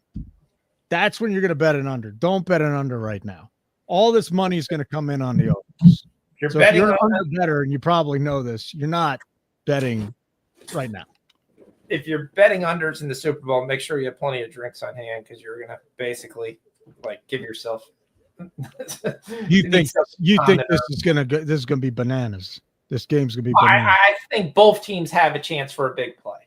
So I think you're going to have really nervous moments at one point in time on any prop bet. I think number of catches, number of completions for Mahomes is probably the surest bet. Worthy rushing yards, probably the second shortest. Are you bet. giving the Mahomes out?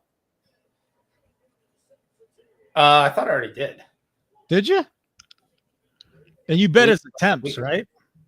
Yeah. And his attempts right now are sitting. Well, if offshores have 35.5, legal books got 36.5. Yep. And MGM has 35.5 minus 30. I don't like the juice there. That really hasn't been pushed up, but maybe a yard or one attempt, I should say. Okay. 36.5 minus 105, 36.5 plus 104, FanDuel. Patrick Mahomes. And you already bet that? I did, yes. Like I said, my game script has them dink and dunk, dink and dunk, dink and dunk, dink and dunk. Philly's going to play two high safeties. So he's just going to run and he's going to pass. The bet I'm trying to find is Mahomes to read the Chiefs in rushing. Oh, my God. That's insane, but, I mean, you've got to get, what, 8 to 1? 10 to 1? Yeah. Well, I got to look to see what's out there. So that's one of the bets I haven't stopped and looked for. Because if you're betting the Mahomes attempts, the Mahomes attempts, you just think they're playing from behind. He's got 25 and 26. He only threw 26 26 times against the Bills. Yep. Huh. But the Bills have issues stopping the run, and they had all year. Yeah. And Philly's got great defense. No question. Yes, I think they're going to get nowhere rushing the ball, and they're going to quickly adjust. Yep. I know for Barkley it's his birthday. I bet the over 110. I'm on the 110.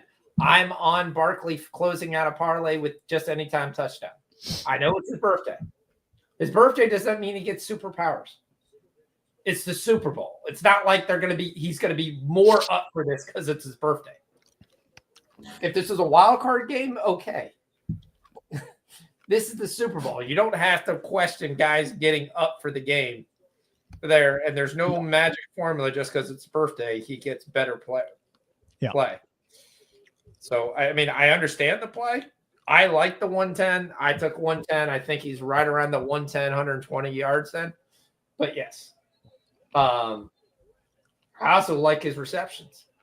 Because if you haven't been noticed, Gainwell basically gets about at the last drive of the second quarter, Gainwell comes in, and other than that, never sees the field again. And that's what's been happening through the playoffs. Why do I know that? Because he's cost me every bet, every single game. I got to tell you, man. Yeah. I like this Pacheco prop. I don't think it's free money because, again, Philly can stop the run. He's probably getting 4 to 5 carries. No, Kelly, sorry. I wasn't meaning to diss you. I apologize. That wasn't my point. I just thought everyone I've heard, hey, it's his birthday. He has to be able to hit his. It's the fucking Super Bowl. And I was like, it's the Super Bowl. Yes, that's all I was saying. Yes, it is his birthday. Thank you for letting people know that. I apologize. I did not wanted to come across that way. You're right. So, yeah. I wasn't poo-pooing you. Yeah. All right. My other idea, do not bet up top where DraftKings and FanDuel give you those props. Like here, KC to win, Mahomes 225 plus, or Philly to win and Barkley 100 plus rush yards. It's a trap.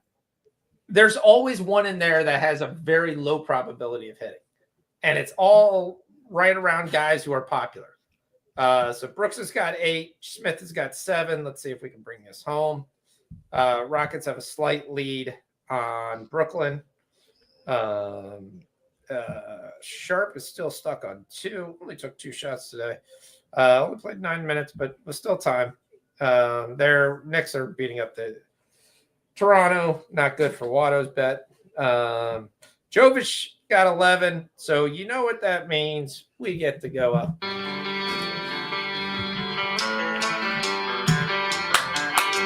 Put it on the board. Yes. Ring the bell, ring the bell, ring the bell. Jovic, 10 points. Mattis Bucelis, 10 points. Plus money. We'll take it. A little bit of plus money to start off the night. There we go. Foxy. Bucelis is still going off because, again, this is becoming a dunking contest, to be flat out honest with you in this game. Bucelis has got 12. So Smith, we're still waiting for 1 point. Williams, we're waiting for 4 points. Vucevic is still trying to doing real well, scoring 0 points. He's 0 for 5. Lonzo Ball's 0 for 6. I know some guys were on Giddey. He's got 7, 3, and 3.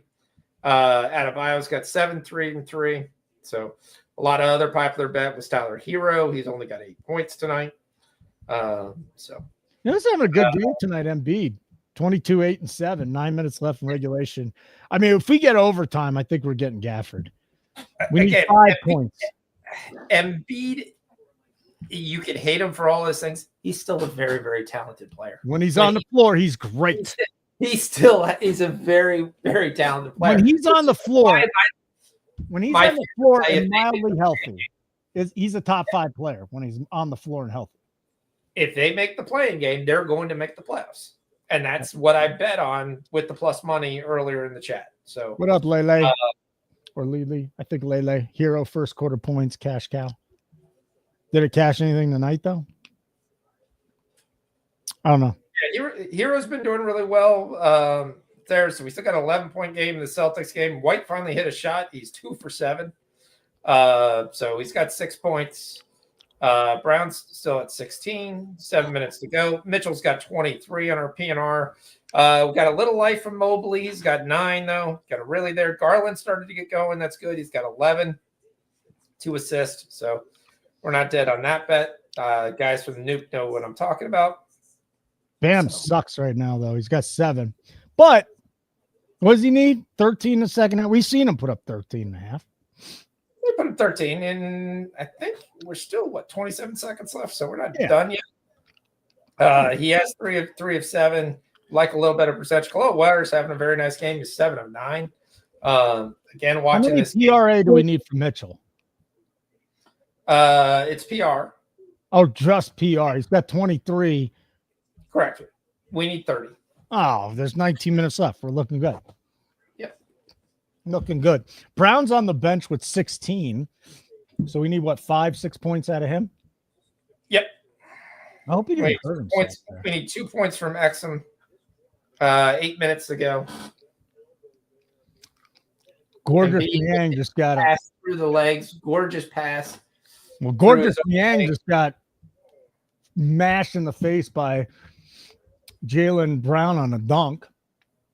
Now Brown's sitting, and he's got 4 fouls. So when he gets back in there, we need a flurry, buddy. Right now it's a 10-point game, though. Boston's up 66-56, 7 minutes to play in the third. I'm on the money line at plus 265 and then plus 6.5 plus what I get it at 6.5, I think 7.5. So let's go. Need the boys to go. Need the boys and the girls to smash the like button, hit the bell, and subscribe. If you're on X, come on over to our YouTube channel. Nuke the House on YouTube. Subscribe. Get notifications. You'll know when we're on. Big broadcast coming up on Sunday, the Super Bowl, and then NASCAR's here. So yeah, what is the schedule for the Super Bowl while you're on? Obviously, I will not join in. You're not going to join in. Is that what you're saying? I mean, I can. I can try. You're fine. You're fine. I have. So it's 4:30 is the start, or is it 6:30? Because I got 4:30, but I'm Mountain Time. So whatever the hell time that is, we're gonna come on 15 minutes, probably 15 minutes before kickoff. I'm gonna be on the whole game. So be live betting it. If you don't want to watch with us, that's fine. Keep your notifications on. We will send our live bets right to your phone in real time. We'll give you the bet. We'll give you the play. We'll give you the number. We'll give you the book. Very simple. Very excited about it. Very excited. And listen, I used to not get excited about the Super Bowl because when we were growing up, Sean, the Super Bowl was awful. Like it was blowouts every single year. The Cowboys blew everybody out. The Bills' last 3 Super Bowls, blowouts. And now like every single one of these Super Bowls have been amazing recently. Amazing. Yeah.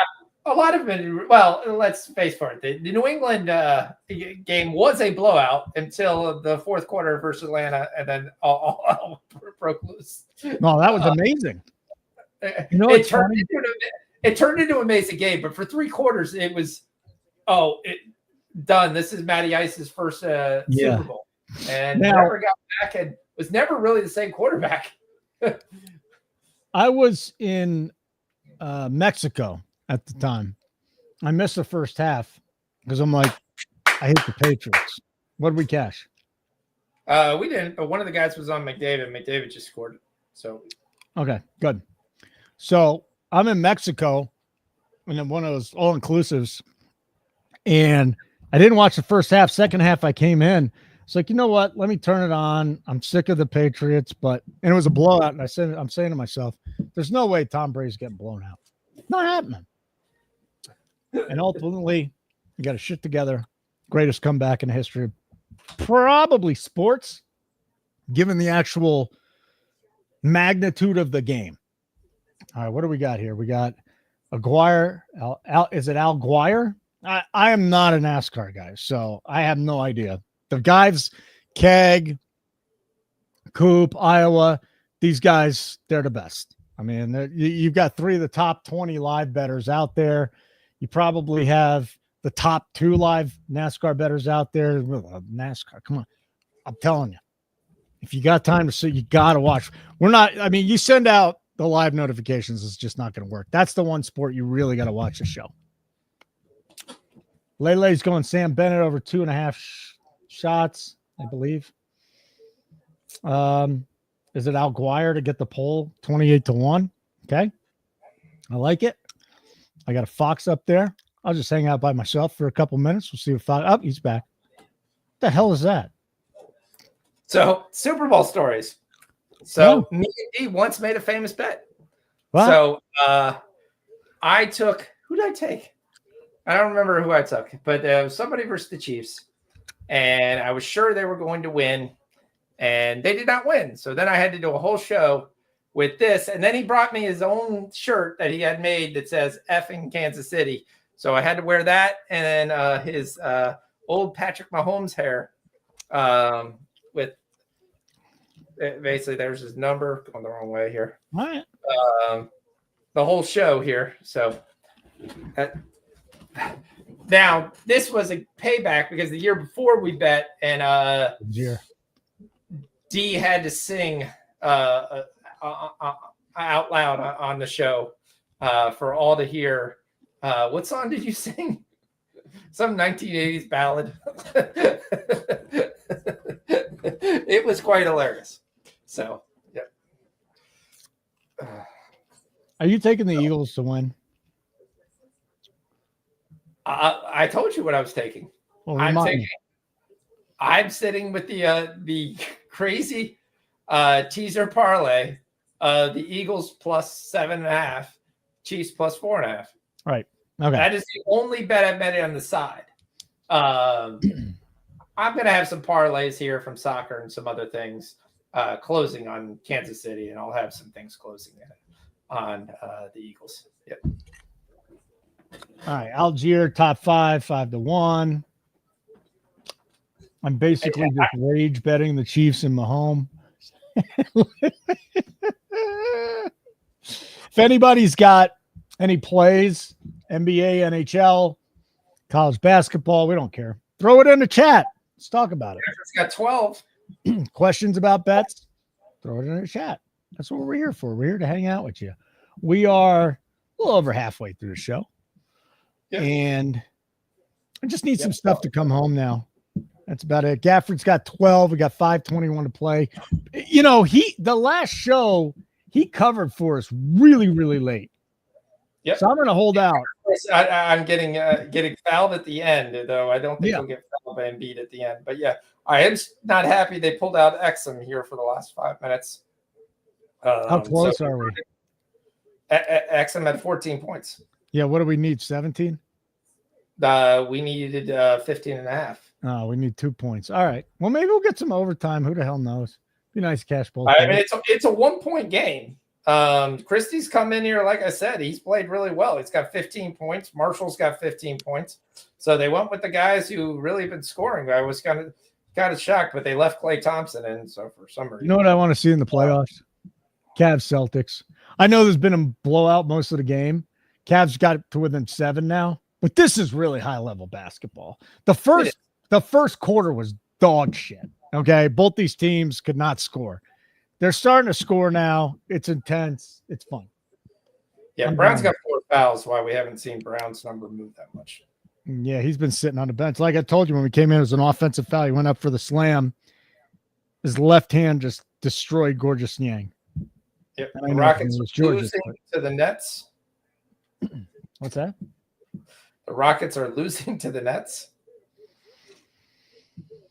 Weird, wild stuff. Of this game. Well, I mean, you're going to get that kind of in this type of game where big game for the Rockets like yesterday. They had to come back and then play back to back. So. All right, Porzingis is 1 of 5 from 3. I mean, if we can get 2 more attempts at him, he's got to hit them both. I think we're still in the mix in this, though. I'm not laying down on the Porzingis. No, I'm not either. Well, 1 of 5 is just, I mean, he's taking the shots. He's just not hitting them. And here come the Cavs again. They're down 8. They got the ball. And now they're down 6. So this is what you like to see. This is what I like to see. I mean, what a game. Teams are just never out of it in the NBA. I mean, again, it could be a blowout by the end, but Cleveland's just completely outplayed Boston here in the third quarter. Garland's got 17 now. Jared Allen has 14 points and 17 rebounds. 17 rebounds, dude. Yeah, big 3 there by Horford. Yeah.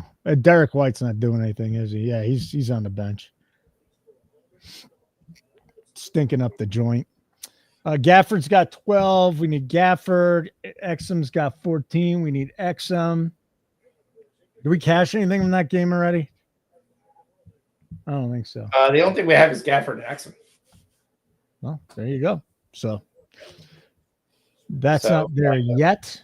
We already cashed bets in the Heat game, Bazelis, and then Bazelis with the parlay. We're waiting on Bam Adebayo to get his shit together. He got 7 points. We need him to get 20, right? Yeah. Jovic looked good. We got Jovic home. Rockets, Nets, you just talked about. We don't have any action in this game, do we? No. Like official players. Yeah, no. Actually, Rockets, Nets, we do. We do have we have Day'Ron Sharp. We've got Brooks and Wilson. Both are right there. Brooks has got 8. Wilson's got 7. Okay. They're taking their sweet-ass time. I mean, Brooks got on the board, though, again, so he didn't do anything for a while. Boy, yeah. Porzingis is just so big, man. He's so big, and he just gets open shots because he's so tall and his arms are so long, he's getting over everybody. Yep.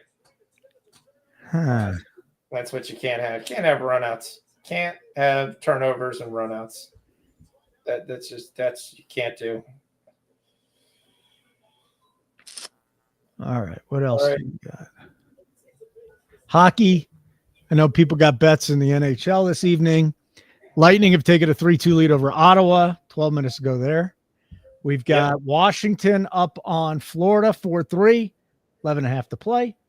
Yep. Islanders and VGK second intermission 1-0 Isles. They need 5 goals in the third. I'm not seeing it.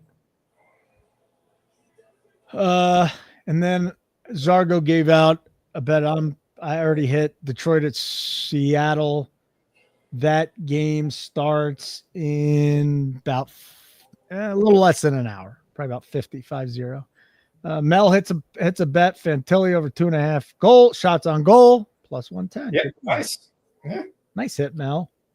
Dallas has tied the game. Chance to take the lead here. Overtime. Let's go. D Money loves the hair. The Birds. If the Chiefs are down 10 at the half, what do you think their money line is going to be? You're not going to like this. 6.5. Oh, their money line. No, Gafford just went to the locker room. Motherfucker. All right, what are you going to do? What happened? I don't know. I'm trying to figure that out. All right. Well, that sucks. So unless he had to go pee, he's definitely not in the game right now with 3 minutes to go. Just a bathroom break would be nice. Yeah, but with 3 minutes to Oh, go. he's grabbing his left shoulder. Yep. Doesn't look like he's coming. Well, now I got to play catch up because I put too much on it. But again, half of it was free bets. But all right, let's see what we got. Where are the Mavericks in your eyes now? They're a playoff team, right? They're like a 7 or 8 seed. All right, so you wanted to talk about the trade. All right. So first of all, I will preface to say I'm not a huge Luka fan. He's a tremendous, tremendous offensive player.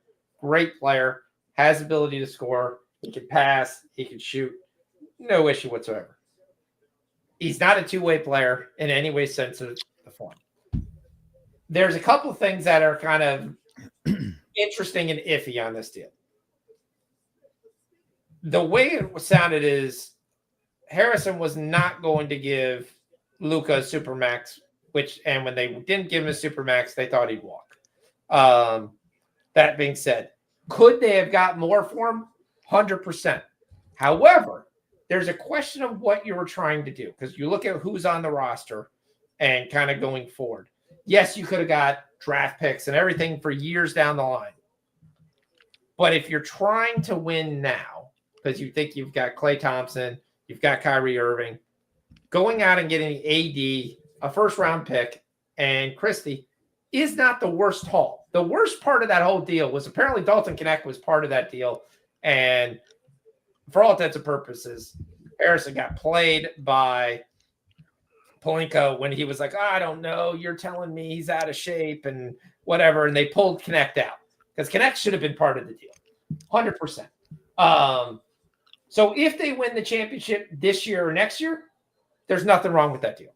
No, absolutely nothing. You played it a trade to make a championship. And if you win the championship, that deal is fine. Okay. The other thing I want to look at it, a lot of people think, yes, it's LA. Luka's not the most flair, boisterous guy. Doesn't really have an issue with the media in Dallas because there really isn't a hard media in Dallas. He goes to LA, and if they're losing, whatever, they get bounced out of the playoffs, they're going to be on Luka. I'm just saying it there. There's no guarantee he signs. There's no incentive for him to stay with the Lakers versus any 31 other teams in the league. Well, probably 30 other teams in the league.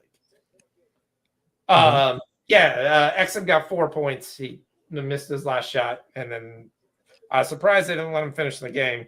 But Clay's come out here and hit some shots. It's a 1-point game here. With Kyrie Irving just drawing the charge versus Embiid. So in that case, that's the question. LA's got to be able to make something, and maybe they thought they can make basically chicken soup out of chicken shit and get 3 more all-stars or 3 more solid players. And so far, it doesn't look like that. But again, it's not Thursday. Still got 2 more days to improve this roster. But the Lakers aren't winning anything. I don't care what they do. From what I hear in the guys there, you're not getting Walker Kessler because Age has come out and said we've got to be 100% blown away on the deal. And Dalton Knecht and some first rounds planning 1 is not blowing them away. That's not the deal that gets that done. So Walker Kessler's not going there. You got a better chance to get Day'Ron Sharp than Walker Kessler. They're going forward. Let's fast forward through a year. Does LeBron play? I really think this was going to be LeBron's last year. He could play another year, but I kind of get the feeling that this was definitely going to be his last year.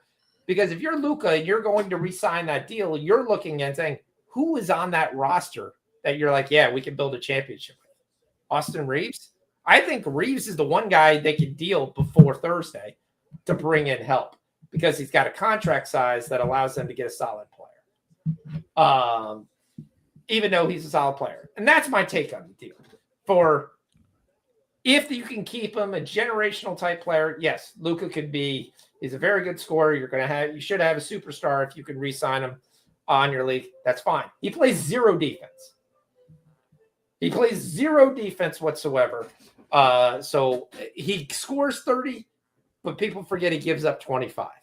Yeah, but he basically averaged a triple-double last year. He did on a fast-paced, up-and-paced team.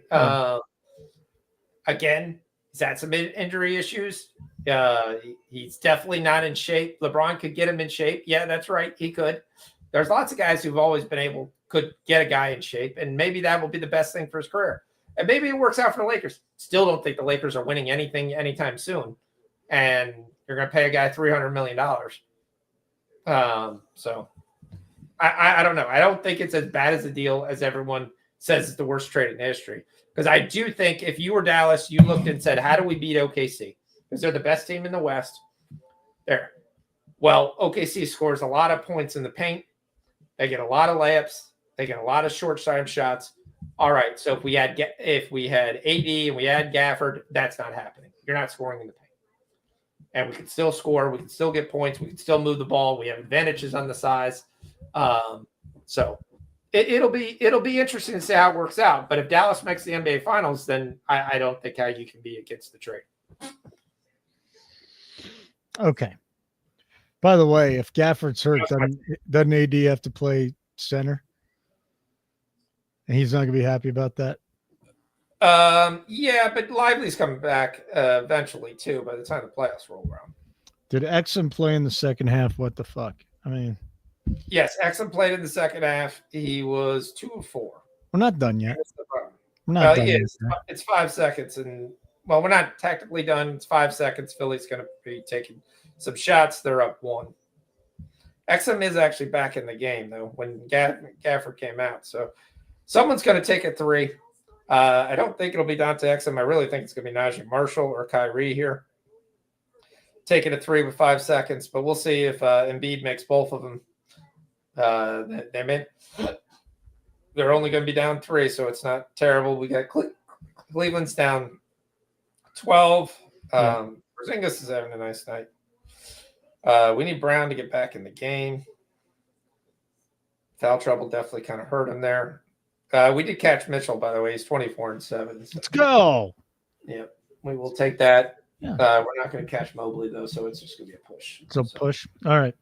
So I must say, I got to tell you something. Well, we got a 3 hours show, so I bring up other stuff sometime. I saw Gladiator 2. You seen Gladiator 2? I watched that this week. I watched that the other day. Not very good. I disagree. I thought it was a good, solid movie. Was it as good as the original? Absolutely not.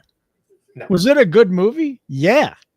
I think the opening scene with a lot of violence. Yeah, that was good. That was good. There were some twists and some turns. They were murdering people. Thought that was great. I thought Denzel Washington, Keg, if you're well, he doesn't have any internet, so he's not watching. But Keg was like, I can't believe Denzel Washington's in Glad. I thought he played a really good role. I was down with that. What did you not like about it? It was very slow. I literally at one point pulled up and started watching TikTok in the middle of it. So I didn't have any issue at all there. So it took a long time to get to where there. I thought the thing they did was really hokey.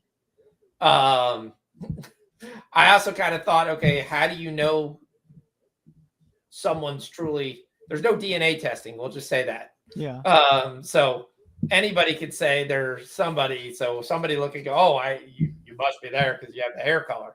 Oh shit. Yeah, but I mean, if she got banged out by the only guy, she got banged out by the Gladiator, the original, then that's her kid. Based on what? You're also giving it away. I was trying to do really much. Who cares? I mean, that wasn't. If there was one issue I had with it, it wasn't a very good reveal. It was the acting was very hokey. It was very kind of played around. I thought the monkey scene fight was very good. I thought the water scene was going to be a lot better than what it was. It kind of really basically ended. You had 20 minutes of buildup of how to row. They get in the arena, they row, they do their thing. I'm not trying to give away the movie. Then something happens and the whole thing ends. And it was like you spent $50 million to build the water set and stuff like that, and then that thing is over in 5 minutes. There's a shark in it. That was kind of cool. Yes, the sharks were cool, but again, a lot of CGI with that. Not as. I thought it was entertaining. Is all I'm going to say. Gladiator 2, 7.5, entertaining movie. Do you know what you want to know what the ratings are? Do you know what the actual ratings are? I don't give a shit. That's the one thing. Like Casey, my soon-to-be wife, she's all about the ratings. She's like, I won't go see a movie if the ratings are bad. I don't give a shit. Well, there's different ratings. There's critic ratings and there's Rotten Tomatoes. Matt, you've had 5 months to watch 3 months to watch the movie, dude. That's it. It's on MGM Plus for free, by the way. And Paramount Plus. I mean, if you, it's enough time. We waited long enough to talk about it. You have a 71% Rotten Tomatoes. That's not bad, right? 70%. I don't know. I don't give a shit about ratings about anything. I make my own ratings. Rotten Tomatoes that's owned regular people giving the ratings. Okay, that's a 7.1. I give it a 7.5. That's not bad. Okay, but typically 7.5 is not a movie I'm going to pay at the theater for. I didn't pay at the theater. I got Paramount Plus for free. Correct. It was great. I did it there. IMDb score was 6.6. Not as good. Out of 10. Reviews were 2.9. Out of 5? No, 2.9 out of 5. That's correct. Yeah. So it's about the same thing. Very poor acting, except for Denzel Washington character. You also said some big thing about Denzel's character, like it's going to be some big and then you never went back to it again. So, like the whole deal of who he was. Yeah. Like, what is your name? What is the deal? Oh, you'll never find out. You'll never have. And then, well, yes, you never will find out because of really bad script writing. It had nothing. Heel turn. I loved it. It had nothing to do with anything. A heel turn. That was just like. Listen, I saw the original Gladiator with my dad in the theater. We both like to say that's one of the greatest movies of all time. I wasn't even thinking this would come close to that movie. I thought it was going to be like a 5, but I was entertained. Was I not entertained? Yes, I was. The movie could have been 2 hours and 15 minutes, and it would have been basically just the same. How and long then was the movie? The ending, 2 hours and 45 minutes. All right. So the very, very ending, I think they just ran out of money. They just didn't want to have anything happen. So they just made it really, really hokey. And they just ran out of money. And then you said, well, that's going to be the short. I mean, look at that ending. You had a whole build up. You had a whole fight to get there. You came through. You had 1, 1, and 1. And I was like, do you all believe? I don't even remember the ending. I got to be honest with you about the ending. I was a little. How do you watch a movie and not remember the ending? Hold on. He survived. Right? Yes. He run. No one apparently his mom got whacked. His mom got whacked. Nobody stops him from getting out of the arena. Apparently, you just get a horse to drive by every soldier and everything that's in the arena. You got to do. It was just an obvious lapse in security. There's even a path all the way for you just to drive by, as all the slaves are just going free. Who cares? Yeah, that's perfectly fine. It's there's certain movies I go into. I just want to be entertained. I was entertained. Okay. Yes. Then there's certain movies where I want to be entertained and I want a little more, like the prequels in Star Wars. The first two of the worst movies I had ever seen. Revenge of the Sith I could deal with. It would be like the big thing of like you have two people in Braveheart line up, the English and the Scottish lined up, and in the end it said, "We're all United Kingdom." Yeah, all right, let's go. That's it. Let's all let's go. That's what they did. They all went home. Happens. That's what happens. They had no more money, so they said, "We're just." I don't think. You think it was no more money? I enjoyed it. That's the only thing that can make sense. So yeah, I will sit there and say it's not great. is entertaining. Yes, at there, just make sure about the hour and 15-minute mark to about the 2-hour mark until you get to the boat scene. You can take a nap. I would not have paid for it. Yes, but the fact that I watched it for free, I liked it. Yes. They're good for me. That's the kind of society we're in. We're definitely we watch things for free. Now we just added some viewers, which was interesting because we're talking movies. But this is a live betting show. NewtTheHouse.com. You see the scroll down there if you want to sign up. We send you our live bets in real time via notifications right to your phone, so you don't got to watch these shows. Okay? We give you the play, we give you the number, we give you the book. Foxy, let's start talking about our bets tonight. We'll start with the Mavericks and the Sixers. We dropped the Exum. We dropped the Gafford. What did we have? What else did we have in that game? That's it. Okay. We took Exum live and we got shit happened. Beat by 2 points. All right. Bam is showing a pulse in the Heat Bulls game. We got him. He's got to score 20. He's got 11. He's got four points in the third. Gonna need some more there. Terry Rozier. I mean, the betting. We got to talk about the bet with him and the umpire, but we got to look at our bets real quick. So Bam's in the mix. We already cashed the Jovic you gave us. We cashed the Jovic Buzelis, and we cashed the Bazingas. So we're 3-0 in that game to this point. That is correct. And all we need is Bam to get going. All right, very good. We need 2 assists by Jovic as well, and we need 1 point by Jalen Smith. We just can't. I mean, Cleveland comes back, and right when they come back, Boston starts getting them. Anyways, we need 5 points out of Jaylen Brown, I believe, or is it 6? We need 5 points out of Jaylen. I mean, he was sitting on the bench for a while with 4 fouls, so that was not good. Back, he needs 6 points here. We're at 16 points right now. Derek White is starting to come alive. How many points we need from White? He's got a dozen now. We need 6. All right. Oh, he's got a dozen. I've got him at 9. Yeah, he's got a dozen. We need 3.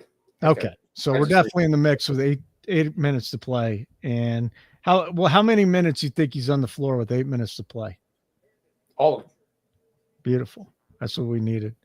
Oh, he just got fouled on a 3 and it wasn't called, by the way. That was total bullshit. Porzingis just wasn't hitting his threes tonight. He's 1 of 5. I'm not laying down. I'm saying there's not a good chance that we hit that. Spida Mitchell, cash it, right? Mobley, don't cash it. He was doo-doo tonight. Yep. What are you going to do? Anything else we had in that game? That game? No. Well, we've got the Nukes guys. We've got Garland. We need Garland to get going. He needs the assist, which so far has been the case. Dylan Brooks just hit a 3. He's got 13. Day'Ron Sharp's got 8. What do we need in the Rockets-Nets game? Which, by the way, Nets up by 2 with 7 minutes to play. Yes, we need a Day'Ron Sharp to get 7.5, so he cashes. Yes. We needed 3 points from Jalen Wilson, who has not got back in the game, and I'm trying to see why. I wonder if he got hurt. Hope not. I haven't been out watching that game, so okay. But if worst comes to worst, we're gonna be 1-on-1 in that game. So Brooks is I wasn't any worried about Brooks. I was worried more about Wilson. In this game, it's a 2-point game. Houston should pull away. Toronto's actually started to play pretty well to get pretty close here. Cut it down to 11-point game here. But for the most part, we've got nothing in this game, so there's nothing we're doing. So then we've got the Heat game. Like we talked about, Bam trying to get 20 points. We're trying to get 4 assists from Jovic tonight. So far, he's got 2. He just came back for the second time. Jalen Smith should come back in pretty shortly here. It was interesting that I was wondering if they were going to extend Buzelis' minutes, which they did, but he didn't score at all in the extended minutes. So, all right, now we also got the 10 o'clock games. Let me update you on a couple things, okay? LeBron's playing, Gabe Vincent's playing, Cam Reddish is out. Here are the starting lineups. Lakers, Reeves, DFS, Rui, LeBron, and Hayes. Boy, that's not a good lineup without Luka. Clippers, Harden, Powell, Jones Jr., Kawhi Zubac. What do you got? They've been playing. I mean, I think the Clippers win. I think the Clippers probably cover, to be flat out honest with you. I'm not betting that. That's not the play that Way to go, Slater. play. Okay. I was trying to confirm that someone was playing, and it looks like he will go. And what we are going to play is over 4.5 rebounds for Austin Reeves. All right, let me get some numbers for everybody. I'll get you the best numbers. Austin Reeves over rebounds. What can I find for good old Austin Reeves? The best number that we got. Oh, you gave the best number. Over 4.5 rebounds at plus 12. Woo! It's a great number, broski. That's what we're going to play. Yep. Love it. Plus 112 at FanDuel. Austin Reeves over 4.5 rebounds. Why is it plus money and it's minus everywhere else? Strictly because of the type of the game. One, he was doing it, but he's actually hit his rebounds prop in his last 6 games. So I can think that continues to happen, especially without AD there. That's going to be an increased rebounding. So he's got to have his opportunities. Jackson Hayes obviously will play tonight. Should be able to stay on the floor a little bit more with Zubac going for the Clippers. I was kind of a little bit pissed that we didn't get a good number on Norman Powell's rebounds. We've been playing this pretty regularly. It's hit in every game but the last one. What number were you looking for? I was just looking for not as juiced. Because 3.5 minus 10 is not a good number. I had minus 20 is what FanDuel was showing. What if I give you BetMGM? Let me see if the line's still live. But would you bet it at 3.5 minus 10? I've taken it personally, yes. So yes. Okay. So don't put it in the chat, but a personal play, Norman Powell over 3.5 rebound. Correct. Yep. Okay. Let me go find that one too. Let me see if it's still minus 10. All right. What else you got? So one of the guys in the chat kind of already looked at this and really was pretty high on this when he was basically saying, if you look at Zubac's rebounds, it's actually games against the Lakers have been really good. But he's only hit his number in 2 of the last 5. So I can't personally take that at 12.5. That was going to be the one question I have. I'm actually going to take a half unit play on his over 1.5 blocks tonight. All right. Who's this? Ivica Zubac. All right. Zubac over 1.5 blocks. Yep. All right. I'll find you guys the best number on that one in just a second. And we got Reeves over 3.5 rebounds. And we're only taking a half unit on that. Make sure. On the Reeves? On the Zubac. On the Zubac block. Yeah. Yeah. And 12.5 is a big number. It's pretty juiced. So not a massive fan of that. But yeah. Over 1.5 blocks. Yeah. Okay. Let me go find and the other one we're going to play, we've been playing before. I'm going to we're going to play another half unit play. We've been on this play a little bit for a couple weeks now. It's been going really well for us. We've played, got plus money on it each time we've taken it. Once again, this is another one that's hit in 5 of the last 6. We're going to take Derek Jones over 4.5 rebounds at plus 154 half unit.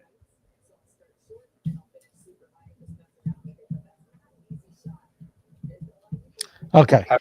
Best number on the Zubac over 1.5 blocks is 2-1 at FanDuel. So you got the best number there. Yeah. So that's going to be 0.5 units. It's 200 FanDuel. All right. And then the other one is Derek Jones. Can you talk? I wanted you to talk about your process for a minute, but we already bet with the Portland game. We put bets in. If you're a subscriber, you can get those bets. Are you adding anything in that game? Yeah. You are. Okay.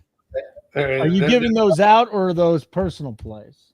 No, I'll give those out. All right. Hold on a second. Let me find the Derek Jones rebounds, and then we can move on to the other plays in that Portland game. I'm technically not done with this game either. But that's okay. Okay, great. Now, I mean, the Derek Jones rebounds at this point, I can't even bet it. Where did you get 4.5? You just got to bet an alt line.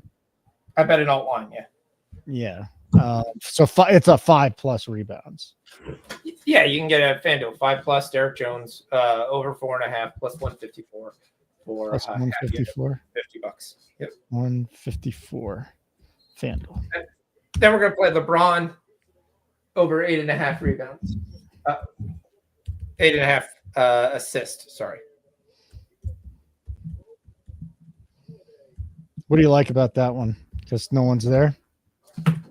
Basically, since AD has gotten hurt, he's got 12, 8, 9, 11, and 12. So Okay. he's basically been the distributor. That best number there is MGM at -15. Yeah. So Reeves had to distribute, score more. As that case, LeBron is basically trying to get other people involved. So, should I be nice? Okay. Do I give you the Bronny James because I really think he's going to get in this game? No, I'm joking. What are you doing? Don't.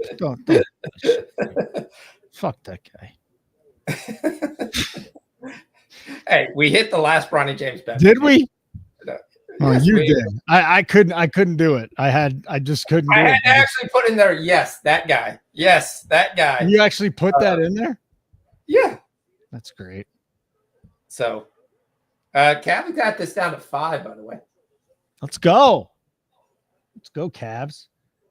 I mean, they win this thing. I'm sitting pretty. They cover. I'm still sitting pretty, but there's a lot left in this game.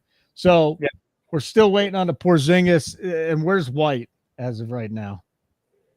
I'll stop because I'll go in a second. Let me see. Sorry, you know what, dude? You got more. You got more stuff. White's got 12. Brown's still got 16. So yeah, Mitchell's got 38 in the PR. Garland's got 18 and 3, so I'm not dead yet there. That's what's going well. Houston's actually still losing. I don't like Jalen Smith has not got in. He must have got hurt. But they didn't bring Derek Jones rebounds. Will go. Why did they pulled the Derek Jones rebounds? Let's go. They pulled the Derek Jones rebounds, by the way, for 5. You now either get 3.5 or you get 4, or you either get 4 or you get 6. I don't know why they pulled that. I'll try and find somewhere else. Derek Jones, well, rebounds. Yep. All right, 4.5. I found it. All right, very good. That's a half unit. Yep. That's beautiful. Okay. Right. So Jalen Smith only get 8 minutes. Where are we now? Let me update everyone on the Boston game. So Boston up 99-95, 5.5 minutes to play. Cavs were down over 20 at one point in time here. Jaylen Brown just very disappointing second half. He was sitting there 14 at halftime. He's got 2 points in the second half. He's sitting on 4 fouls. He's probably not going to get there, and that's very disappointing. We need White to score a couple points. We cashed the Mitchell, Mobley. This was just a game we didn't do well on, and there was another couple of games where we just crushed. So this is going to happen. Brooklyn, Houston. Derek Brooks, 13 points. That's good news. Day'Ron Sharp with 8. There's 4 minutes to play. He didn't get back in the game. Did we cash that, though? Yeah, he only needs 7.5. Beautiful. Did it. Good job. Yep. All right, so we'll move on to the Portland game. Things that I haven't put in there out there. I've got Tumani Kamara, 10.5 points. We're playing that for a half unit. And then we're also going to take the other half unit and bet his over 1.5 threes at plus 140. Okay.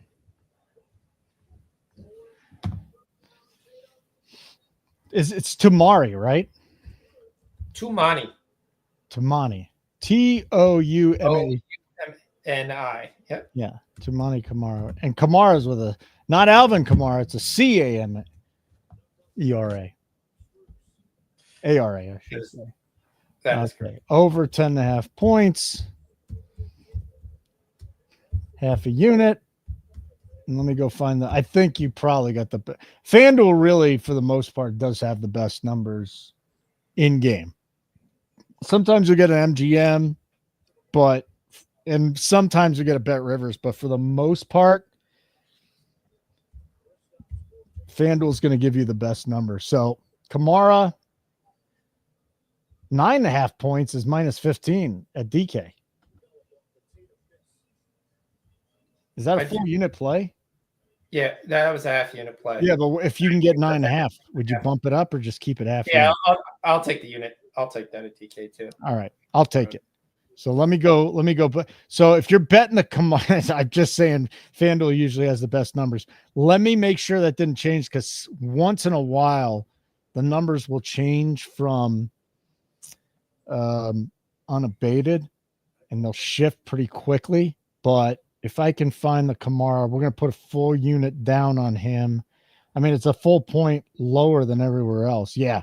9.5 minus 15. So we'll put a full, I'll throw that back in the chat. I don't think I hit go yet. So we've got Kamara over 9.5 points, full unit, DraftKings. Yep. And then we're going to go with his threes. Let me see what I can get the best threes. 3-pointers made. Kamara. What was the number you got it at? I got one. Let me go back. Sorry, I didn't write it down. For some reason, DraftKings has a really good number on that too. They got a 150. All right, they got a 150 at DK. So I'll just I'll give you a little better on that one. So the Kamara plays, take the DK points, full unit 9.5. Take the DK threes at plus one. What I say, 150, but that's gonna be a half a unit, right? That's correct. Yep. All right. Anything else in this game? That's it at this time. Actually, I'm gonna take one more. Oh yeah. All right. Let's hear it. There. Nah, I'm good. You good? Yep. All right. So we're done. And there's a whole bunch of other plays. Actually, yes. Sorry, I do have one more. I have Portland plus. Portland plus official, 5.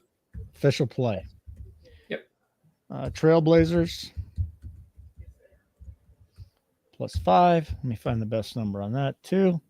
And then we'll be done unless we got some live bets. 4 minutes left. Cleveland down 6 to Boston, and they got the ball. So let's see what happens here. If he hits that 3, boy, we're down to 3 points and we're looking good. Pacers. White's got 14. Come on, White. Yeah. Portland's plus 5 everywhere. You can get a plus 102. That's a shot. That's enough. That's enough.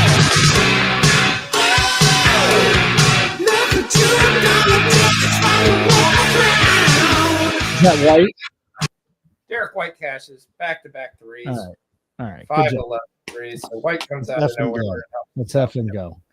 You can get the Portland. What is DK doing tonight? They're giving good numbers. Even money, Portland plus 5. Yep, saw that. Yep. Okay. Let me get that bet in. And then Dunsky. Got to make sure I got that. Well, we got hockey. And then we got, you got more hockey bets? Yes, I do. Okay, hold on a second. I want to make sure I didn't double bet this Kamara. You know what? Screw it. I like the Kamara. If I double bet it, I double bet it. And then we got Portland plus 5. Even money. DraftKings. Derek White's on fire. What else you got, pal? Damn, it's a 10-point game like that. Yeah, because White's made 3 threes. Yeah, he's going nuts. And now the Cavs can't get shit going. I got the Red Wings over 5.5. Red Wings over 5.5? Yep.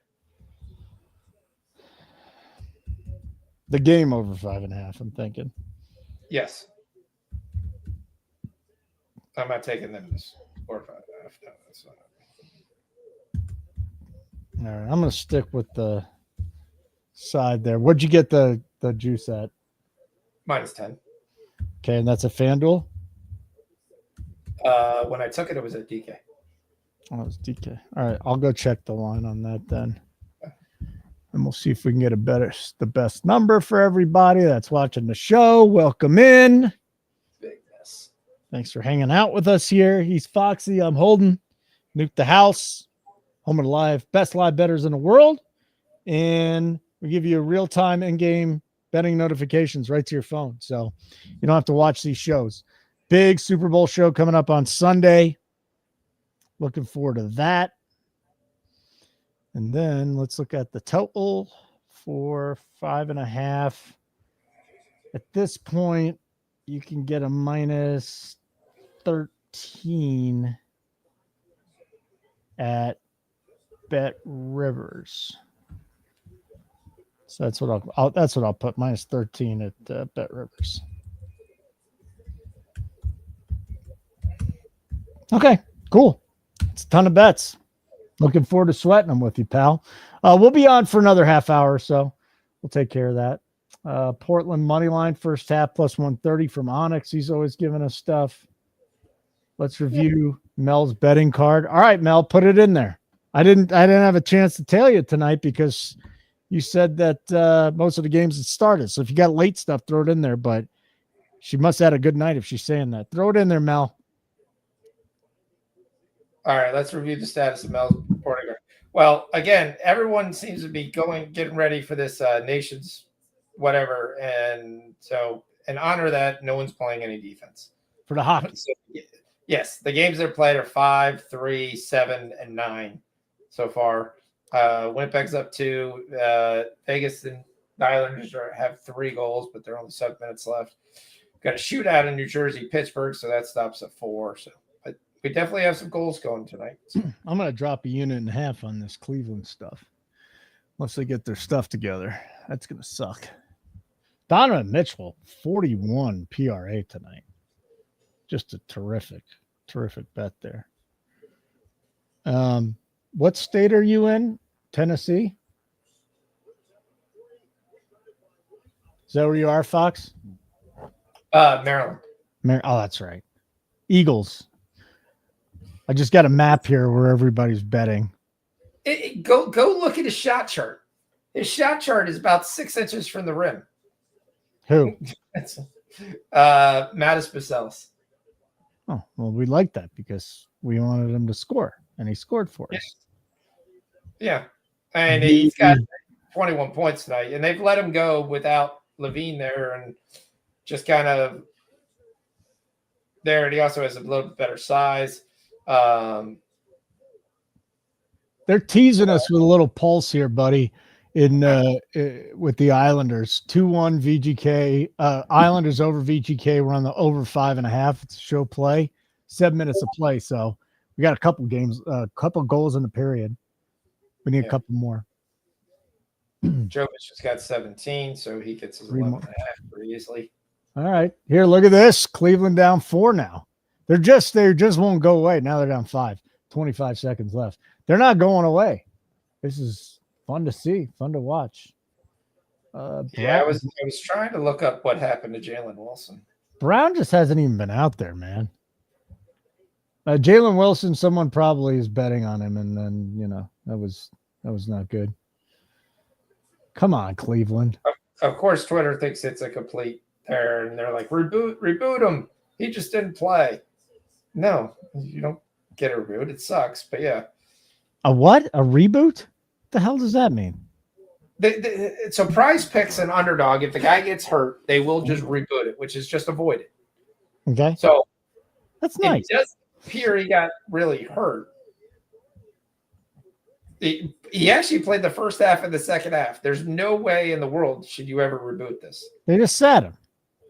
That's what it looks like. Whether he mouthed off at the coach or whatever the reasons, he went from a 20-minute guy tonight to he played 18, and that was it. Lots of eyes and ears on around the Kevin Durant situation right now. Zach Lowe.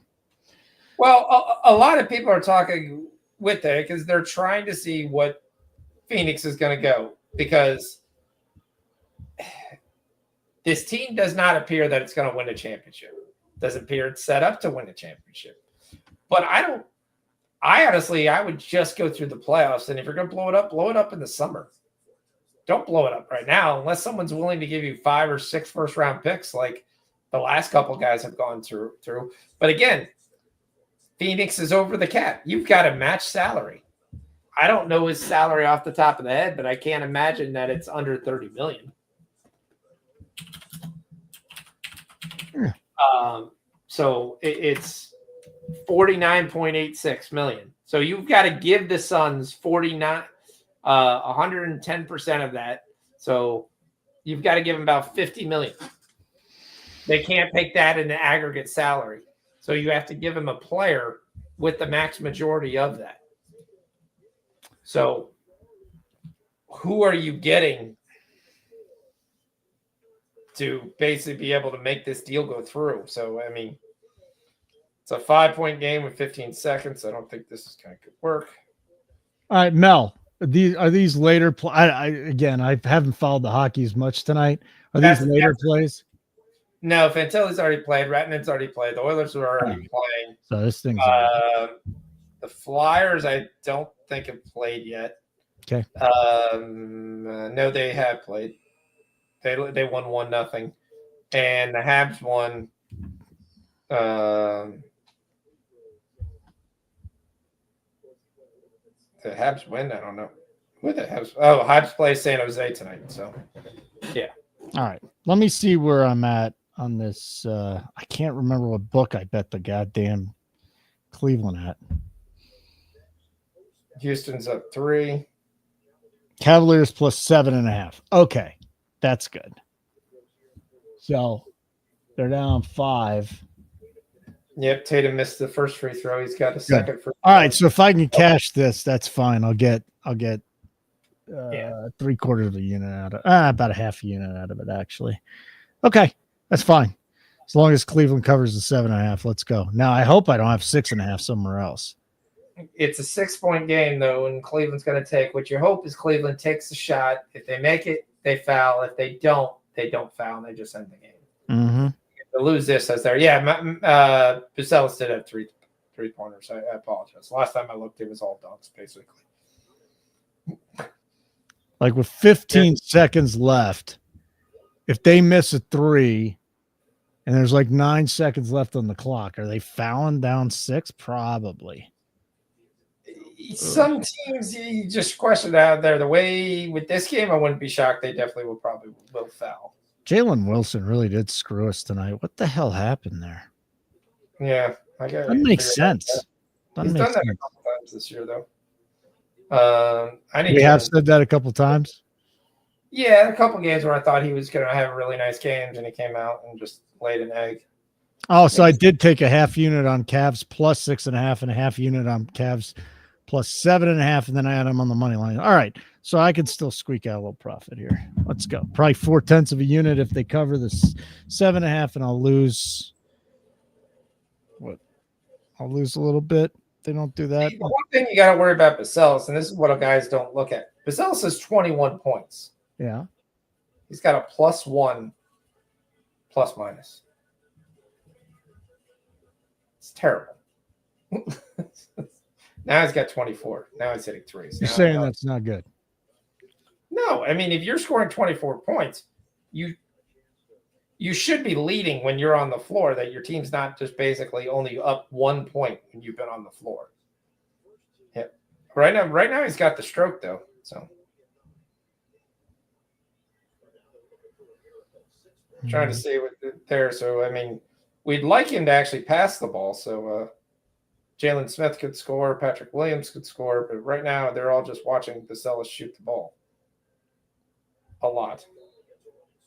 Now in his defense, he's making the shot that he's been given. So, yep. Bet $3.65.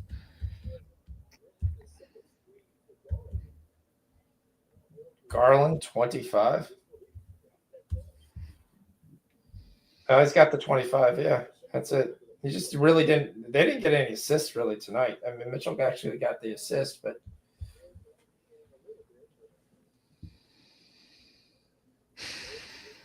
I don't know what are we reviewing? I didn't watch. It didn't look like Al Horford touched him.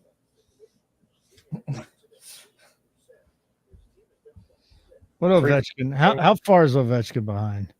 He scored with 0.1 seconds left on the clock. 17 goals away from breaking Gretzky's goal scoring record. 0.1 second on the clock, dude. That's amazing. Love it. Love to see it. Good for Ovi. Good for Ovi. You know how bad of a hockey town Washington was, dude? I was standing outside the arena back in the day.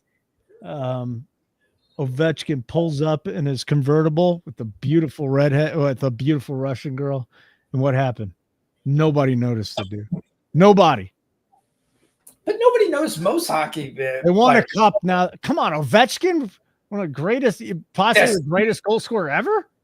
I'm not saying you shouldn't have noticed, but a lot of people don't notice. I mean,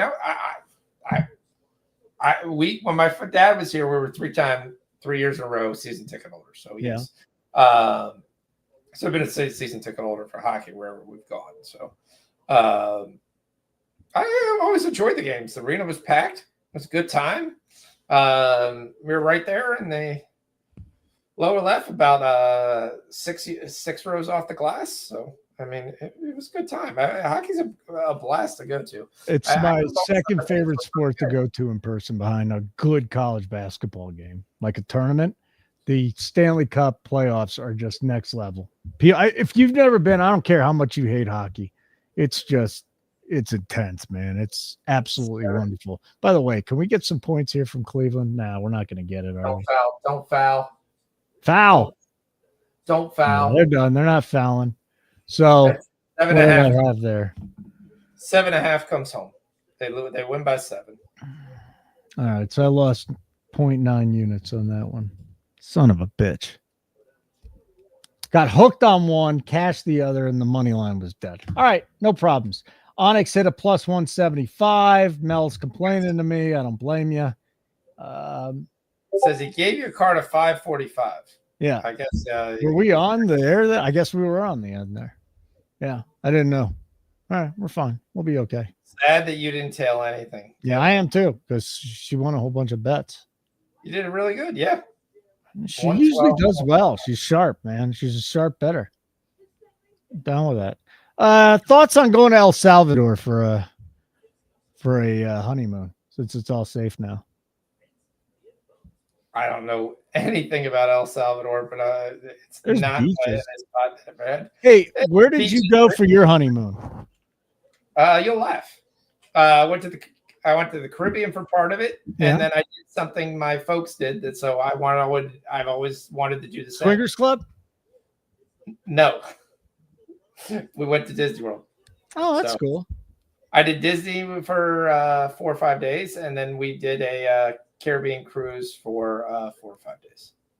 So yeah, Mitchell and Derek White cash for us. That's right. We had a good night there. Yeah, we got Mitchell. No reason to count. There's no reason to count your bets right now. It's too early. Let me count what we got. 1, 2, 3, 4, 5, 6, 7, 8, 9, 10. We got 11 bets outstanding. I mean, you could be down, and then you wake up and you're up. You could be up. Who the hell knows? All right, you want to say so? Houston was up 97-93 with 9 seconds left. Okay. They hit the second free throw and they're up 6. Brooklyn hits a 3 for Keon Johnson. Amon Thompson has a turnover. 5 seconds later, D'Angelo Russell gets it and hits a 3. And now Nets are up 2 with 3 seconds to go. By the way, remember when I was rooting for a foul at the end of the Celtics game? It's a good thing they didn't foul. So I take it back. I didn't know what you were yelling. Foul, foul, foul. And I'm like, I don't know. Maybe they foul. He only hits 1 or 2. They come down, hit a 3. Who the hell knows? You don't want money. I'll take the small loss over the other one. But D'Angelo Russell has basically done nothing the entire game, and he hit that 3. So 3 seconds to go. This will be interesting to see what the Rockets did. The Heat and Bulls are once again playing the worst defensive game, so it's 114-114. Adebayo's got 15. He keeps missing shots left to right. You know what White had in the fourth? 5 of 6, 4 of 5 from 3, 14 points. He was a beast. Flat out Total beast. beast. All right. We get the Laker game to start here. Hey, let me ask you something real quick. Is Boston are they going to be the favorite when we get to the playoffs, even if Cleveland has the best record? I took Boston to win the championship already. No, I mean, so you think that they'll take care of business when it counts? Back to back, huh? That's what it looks like they're doing. They look like they're just finally getting things together. So, I mean, but this is what you'll do. You'll go through the stretch, but teams most of the time will get to the trade deadline first, and then they'll kind of move in from there. So the Nuggets got to make a move. I think if the Nuggets make a move that really bumps them, they got a shot to come out of the West. The Thunder just look like the best team right now. Is there a team that can knock off the Thunder besides for the Nuggets? Dallas is probably the number 2 team right now with the moves they made. That's insane. Defensively, they're just better. They're just a better defensive team now. So because AD is Mr. Glass, and at any point in time, his vagina could fall off, and he's out for 2 months. He missed 5 games this year. Yeah, he just missed the games. He just missed them too. Correct, and he just missed them, and he missed, I think, like 10 to 12 last year. Yeah, he did, but this guy is. Yeah, but you're basing that based on there. By the way, Bam's got 19 and is at the line shooting 1. So how many we need? 2? We need 1. We need Bam to make this. All right, let's go, Bam. So he's shooting this right here to be able to make that. And worst comes, Jalen Smith at 8. He stuck at 8 because Bucelis took every shot imaginable. Patrick Williams is still playing, but he's missed shot after shot. You crushed this Heat Bulls game. Crushed it. I should have crushed it even more. Well, we need 2 points out of Patrick Williams, right? Correct. So we're in the mix for that. Where are we on Bam? Did he shoot a free throw yet? No, timeout. Timeout. Yep. And we got time left, so that's good. Yeah, that's good. There's some positive things that definitely. What do you think of the Bulls without Levine now? The Rockets lost that game, by the way.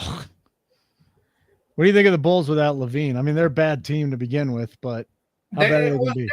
Their biggest thing there was to get the trade back from Spurs so they could get their own draft pick back. So when they didn't do well, it didn't hurt them.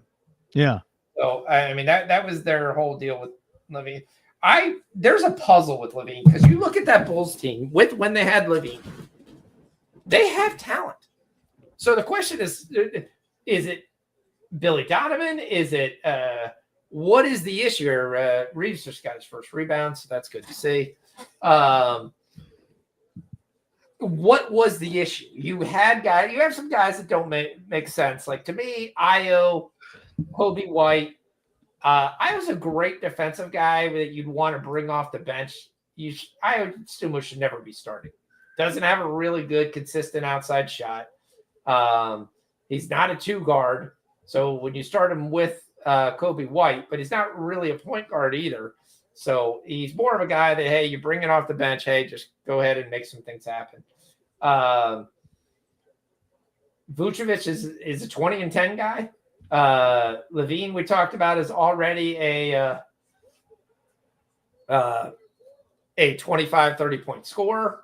Patrick Williams is a solid defender. It gets you 8 to 10 to 12 points. Why did they miss? To me, basically, you look at the roster, there's no power forward on the roster. You tried to play basic for the most part, small ball. Giddey's played well this year, which I thought he would. I liked the trade with Caruso. I didn't have any issue with that. I just thought you should have. You just want to run and gun, and eventually you're going to miss. Speaking of miss, Bam missed the free throw. Yeah, Vucevic actually decided to make a shot. He made it 118-117. So we still got 4:45. We're in a good spot with Bam. We're in an okay spot with Williams too. I'm not. So it's a question of why does one team sometimes win in the NBA and one team doesn't? When it doesn't, to me, it's philosophy. You just want to go run up and down and score. That's great. Eventually, you got to stop somebody on the other side. Lonzo will never go for a second. One, the Bulls have said they don't want to trade him. They've turned down 3 deals already. They actually like Lonzo Ball. They think, yes, he's got his lowest points and his lowest rebounds, but he's been relatively healthy this year. They want to bring him back, and his next contract is not going to be as bad as his other contracts. So, again, how do you improve this team? You improve this team on the defensive end. You don't need more scorers. You have tons of scoring. You need to stop someone from scoring is your issue. Yeah. Hey, did you see how Houston lost too? They were up 4 with 5 seconds left. I told you that. Oh, and I was paying attention to something else. I'm watching it right now. That's insane. Amen Thompson threw it away, and D'Lo, who hasn't made anything all game, drills the shot, and that was the end of it. And then they went to Jalen Green at the end, and he missed the 3. So you really start to look and wonder, okay, why does one team win and the other team doesn't? Like the Heat, they were just up 5. Now they're up 1. The Bulls are going to score. That's never been their issue. The issue is they can't stop people from scoring. So why do you have it? Because you're not playing with a power forward. You're just playing run and gun basketball. Run down, boom, hit the first shot. And it's great. When you're making shots back and forth, you're in the games, it's there. But eventually your guys are not really consistent shooters. And you play too quick, too fast, and all of a sudden it doesn't work. So they're back up 1. They're getting scoring. Dasuma's got 19. Giddey's got 22. White's got 16. Vucevic is doing nothing. He's got 10. But then you go to the other side. Adebayo's got 19. Ware's got 17. Hero's got 23. Jovic has got 18. Yaquez has got 14. You're not stopping anybody. You don't win consistently with that type of basketball. Now, if you're the Celtics, you do it because you have such high efficiency 3-point shooters. You have guys you can go to in Brown and Tatum when you need to in the end. When you at the end of the basketball game, I'll let Kobe White shoot. I'll let any of those guys shoot. They're high eventually. Now yeah, I was starting at the 4. It's 4-point guards and Vooch. And that's 100%. You said that perfectly. And they wonder why but they don't want to win right now. They just want to be entertaining. Guys are going to get their points. The difference is guys then take these points come contract time, and you're playing Ido Sumo $20 million to be a backup point that Bam just hit. He just got his 20. Go, Bamster. We got it. Yep. All right. You know what? If we get the Williams song, I'll play the horn. I'm putting this on the board though. We got to put it on the board. The Bam. Let's go, Bam.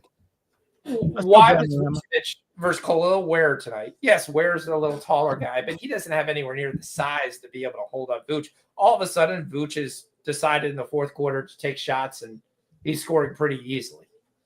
Why didn't he do this the whole game? He just kind of played possum. All right, we got about 10, 15 minutes left in the show. Lakers, Clippers, about 3.5 minutes into that game. We're on LeBron assists. He's got 1 right away. Reeves has a rebound. That's a good sign. Norm Powell, 5 points. Nothing else yet. I don't see anything on Zubac. Let me see if Zubac got a block yet. No blocks yet in this game. Very early. Very, very early. Tied at 13. No defense in this game either. Good. We don't want defense. No. Harden takes it in, kick back out. Kawhi for 3. Bang. What's the chances Williams takes a shot in the last 4 minutes? Well, he's got 3 rebounds, so there's a high probability if he gets a chance for an offensive rebound. It's about the only way he's going to probably take a shot. Kobe White, Vucevic, all those guys are probably going to be the main guys. Bam scored again. There's 23. Let's see if he'll get to my 25. Guys and girls, just so you know, we'll be on tomorrow night as well. Sweating the NBA, the NHL, and college basketball. Let's see if Hero can get his double. Tomorrow night, we'll probably go on again at 7. Might go on 7. Let's go on at 7 tomorrow. We got Milwaukee, Charlotte, Cleveland, Detroit, and the Spurs at Atlanta. Maybe you'll have some Wemby bets for us. Washington, Brooklyn, garbage game. We could still get some points. So we still get some bets there. Miami at Philly. Philly playing a little better. Memphis at Toronto. Bulls at Minnesota. Boy, what do we got? Like 14 games? Golden State at Utah. Where's Golden State on your list? They making the playoffs. Nuggets hosting the Pelicans. That's got to be a Jokic triple-double bet. Phoenix, OKC. And it was minus 220 last game. Orlando, Sacramento. He was minus 220 for triple-double? Yes. What about a quadruple-double? From what? He's never. I don't know. I don't know what else you can get. I mean, that's what the Trey Young bet because you block 10 turnovers. Yeah. Well, that sucks. I mean, it's just the guy's averaging a triple-double, so those bets are over. Portland's up 9-2. Almost every single guy in Portland has scored except for Danny Avdia. All right, let's hang out to the end of this Bulls game. We'll see if we can get Patrick Williams on, huh? Yeah, it's 55 seconds. It'll be interesting. Yeah. And they're up by 3, so maybe he gets the ball and he gets fouled too. So here's the deal. You see the scroll below. Check us out, nukethehouse.com. We're giving away a free week. You'll get our Super Bowl bets. We got NASCAR coming up. That's the cash cow for our boys. All right, he's at Zargo taking care of that. He went to the line, didn't he? Yes. Yep. He got fouled on a layup attempt. Oh, I want to hit you got to tell me if he hit got 1. There's 9. I want to play the music, buddy. I want to play the horn so bad. There's 9. I want to play the horn so bad. Here comes number 2. Come on.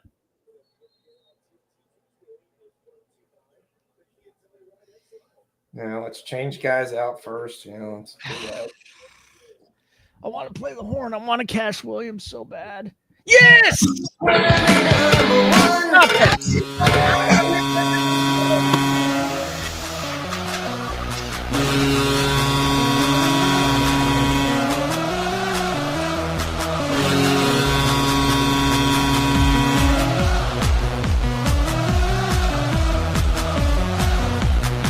Let's go! Let's go, Foxy! Nice job, buddy.